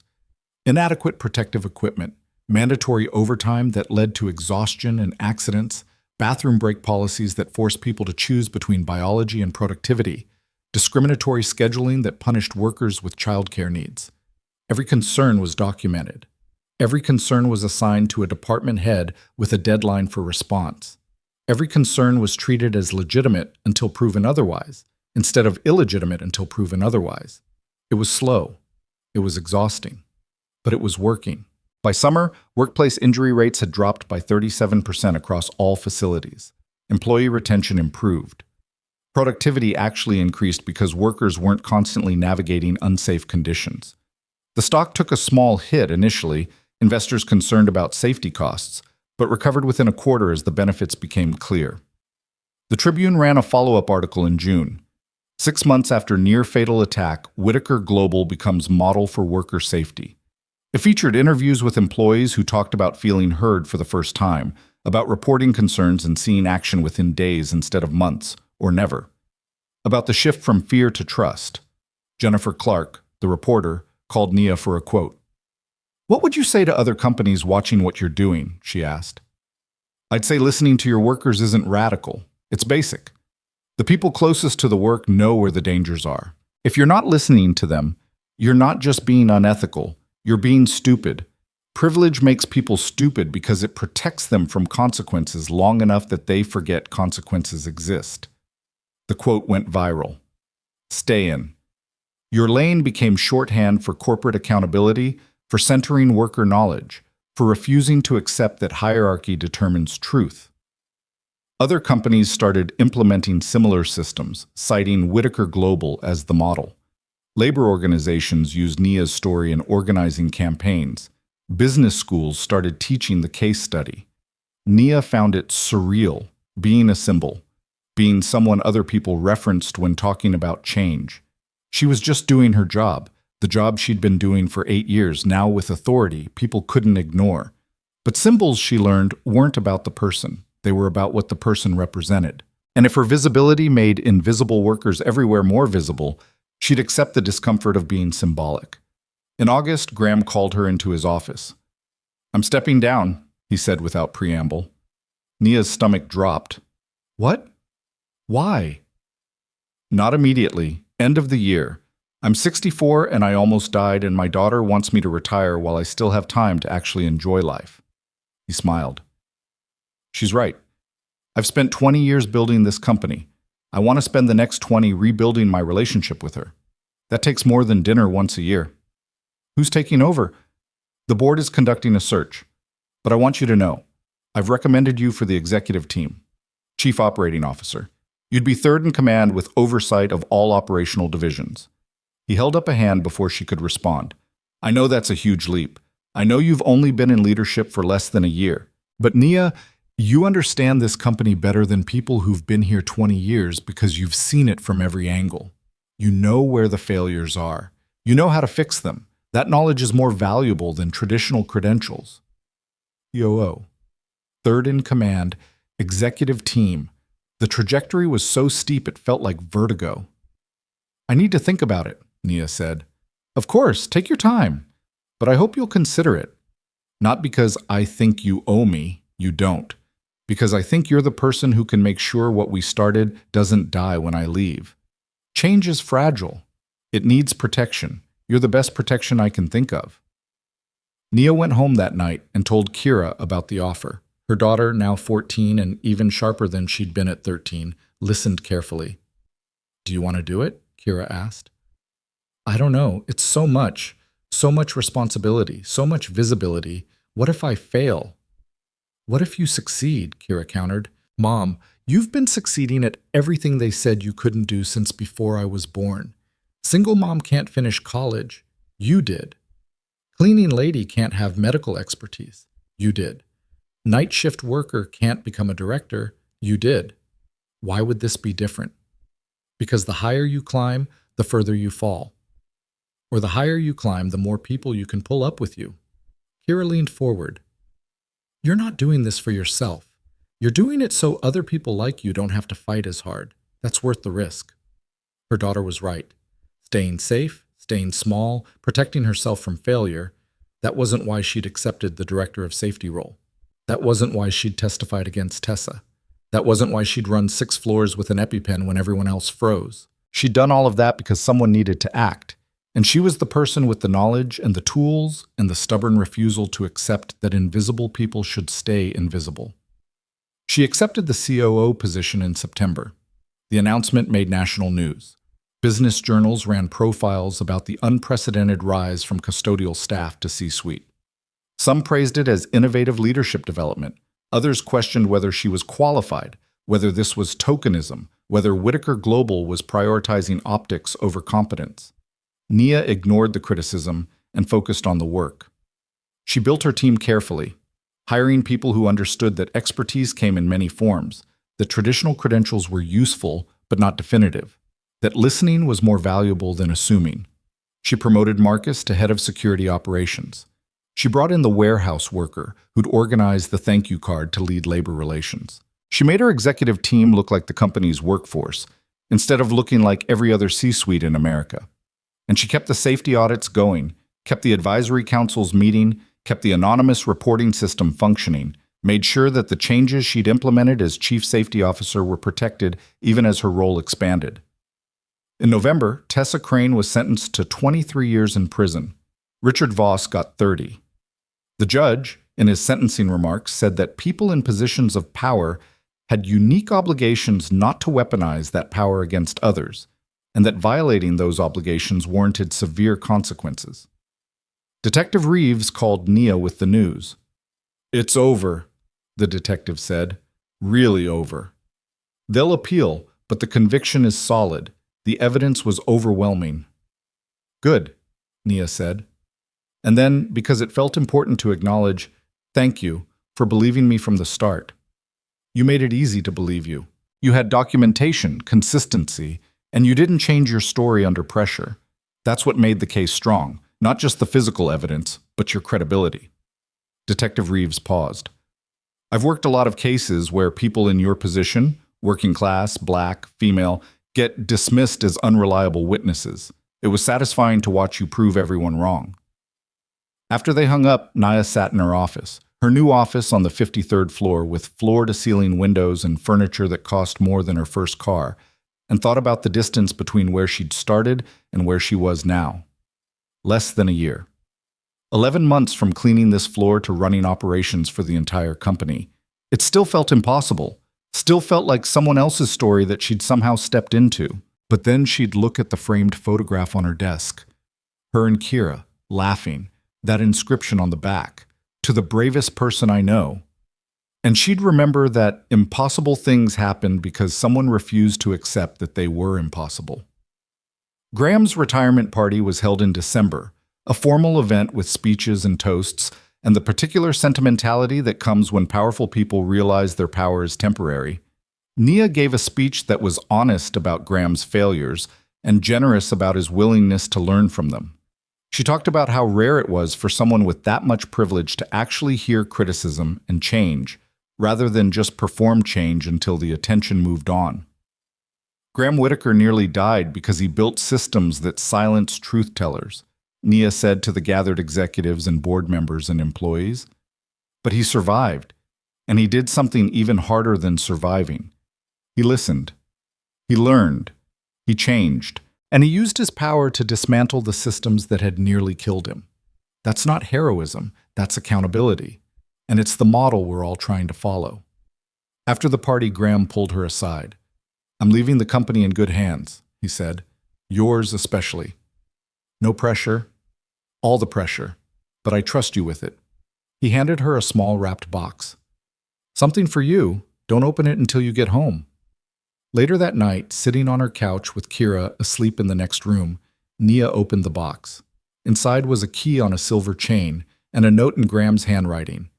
"This was my office key. I'm giving it to you because you've earned the right to open any door in that building. But more importantly, you've earned the right to decide which doors need to exist at all. Thank you for saving my life. Thank you for saving this company. Thank you for teaching me that listening isn't weakness, it's the only real strength. Don't let them make you forget that." Nia put the key on the chain with her own keys. Her apartment, her car, her office, her locker that no longer held cleaning supplies but still held Kira's photograph. Talismans of the life she'd built from the pieces of the life she'd survived. The new CEO started in January, a woman named Dr. Patricia Okonkwo, who'd previously run operations for a global healthcare company. She and Nia met for coffee on Patricia's first day. "I've read everything about this company," Patricia said. "The attempted murder, the trial, the reforms, your trajectory. It's remarkable." "It's been a year," Nia replied. "Feels like 10. "I'm sure. Graham speaks very highly of you, says you're the reason this company is worth leading now instead of just profitable." Patricia stirred her coffee. "I want you to know, I'm not here to undo what you've built. I'm here to protect it and expand it. The board hired me specifically because I understand that worker safety isn't separate from business success. It's foundational." "That's good to hear. But I also want to be clear, I'm going to challenge you, push you, question your decisions. Not because I doubt your competence, but because that's how we both get better. Are you okay with that?" Nia thought about how Graham had given her authority, but had also in some ways been deferential because he felt guilty about the past. About how she needed a CEO who would treat her as an equal, not as someone owed something because of what she'd survived. "I'm okay with that," Nia said. "Actually, I need that. I'm still learning this job. I need someone who'll tell me when I'm wrong." Patricia smiled. "We're going to work well together." They did. Over the next 6 months, Nia and Patricia built a leadership model that balanced Nia's institutional knowledge with Patricia's strategic vision. They expanded the safety protocols to include mental health support, childcare assistance, and pathways for workers to gain additional training and certifications. They made Whitaker Global a company where people wanted to work, not just because it paid well, but because it treated them like they mattered. The advisory councils evolved into governance structures with real power, frontline workers voting on operational changes, with veto authority over decisions that compromise safety. It was radical in corporate America, letting workers have actual power instead of just voice. But it worked. Turnover dropped to record lows. Productivity stayed high. Innovation increased because people felt safe suggesting improvements without fear of retaliation. By summer, Whitaker Global had become the case study business schools taught when discussing stakeholder capitalism. Nia was invited to speak at conferences, to consult with other companies trying to implement similar systems. She always said yes, even though public speaking still made her nervous, because she knew that visibility created possibility for other people who looked like her. In August, on the one-year anniversary of the press conference, the company held a celebration. Not for Graham, not for the executive team, but for the frontline workers who'd participated in the transformation. The warehouse workers and custodial staff and security guards and administrative assistants who'd risked speaking up, who joined advisory councils, who trusted that this time might be different. Nia stood in the main lobby, watching people celebrate, and Marcus appeared beside her. "Quite a year," he said. Understatement. "You know what the best part is?" Marcus gestured to the crowd.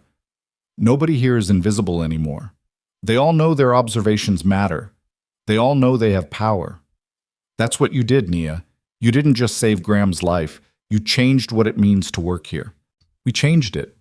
All of us together." "Yeah, but you started it. That night with your daughter's EpiPen, running those stairs like the building was on fire. You could have stayed invisible, could have decided it wasn't your problem, but you didn't."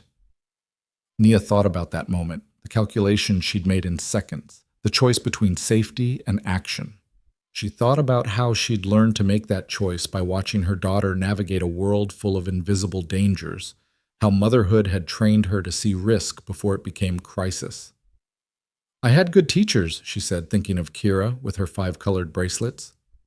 Her daughter appeared then, as if summoned by thought. Kira was 15 now, taller, wearing a medical alert bracelet that was actually stylish. She handed Nia a cup of punch. "Mom, there are reporters here asking for you. Tell them I'm busy." "Busy standing in a corner, avoiding attention?" Kira raised an eyebrow. "You're the COO of a major company. Avoiding attention is no longer in your job description. When did you get so bossy?" "I learned from watching you." Kira grinned. "Come on, they want to know what's next for Whitaker Global. What comes after the transformation?" What came next was the work.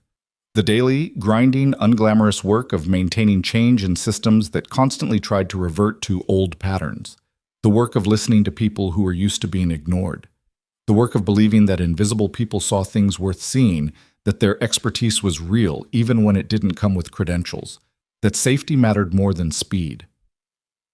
Nia did the interview, talked about the expansion of advisory councils, the new training programs, the commitment to promoting from within, talked about how Whitaker Global was proving that you could be profitable and ethical, efficient and humane, successful and safe.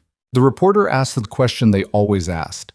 What would you say to the Nia Brooks from 2 years ago, cleaning floors at night, invisible to everyone around her? Nia thought about that woman with her cart and her badge and her daughter's photograph in her locker, about how that woman had been competent and careful and completely overlooked until the moment she refused to be. "I'd tell her that she already had everything she needed," Nia said. "She already knew how to see danger, how to act under pressure, how to save lives. She just needed someone to pay attention. So I guess I'd tell her, keep the EpiPen close. Stay ready. And when the moment comes, run. Run like someone's life depends on it, because it does."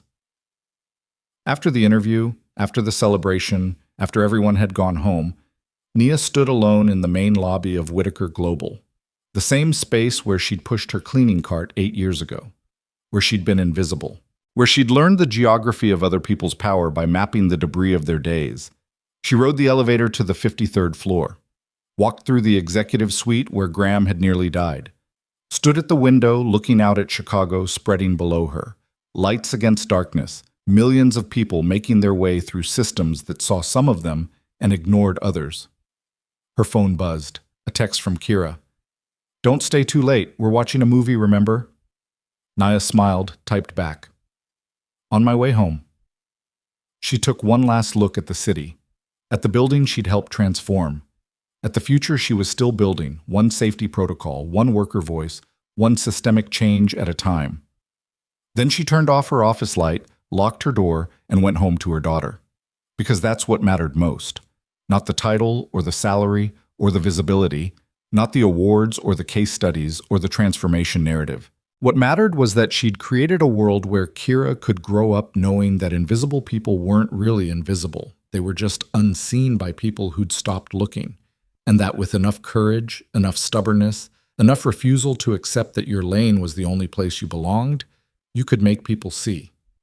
The woman they didn't see had made herself impossible to ignore. And in doing so, she'd made it possible for thousands of other invisible people to be seen. That was justice. That was change. That was what survival looked like when it transformed into something more than just surviving. Nia Brooks, formerly invisible, now permanently visible, went home to watch a movie with her daughter. And the building she left behind, the systems she'd changed, the people she'd empowered, the future she'd helped create, kept running. Safer than before. More just than before. Better than before. Because one woman had carried an EpiPen and refused to stay in her lane. Because one woman had run 6 floors and saved a life and told the truth and survived being doubted. Because one woman had been invisible long enough to see everything and then became visible enough to change it. The end of her invisibility was the beginning of everyone else's visibility. And that, Nia thought as she rode the train home through the Chicago night, was worth every uncomfortable moment of being seen.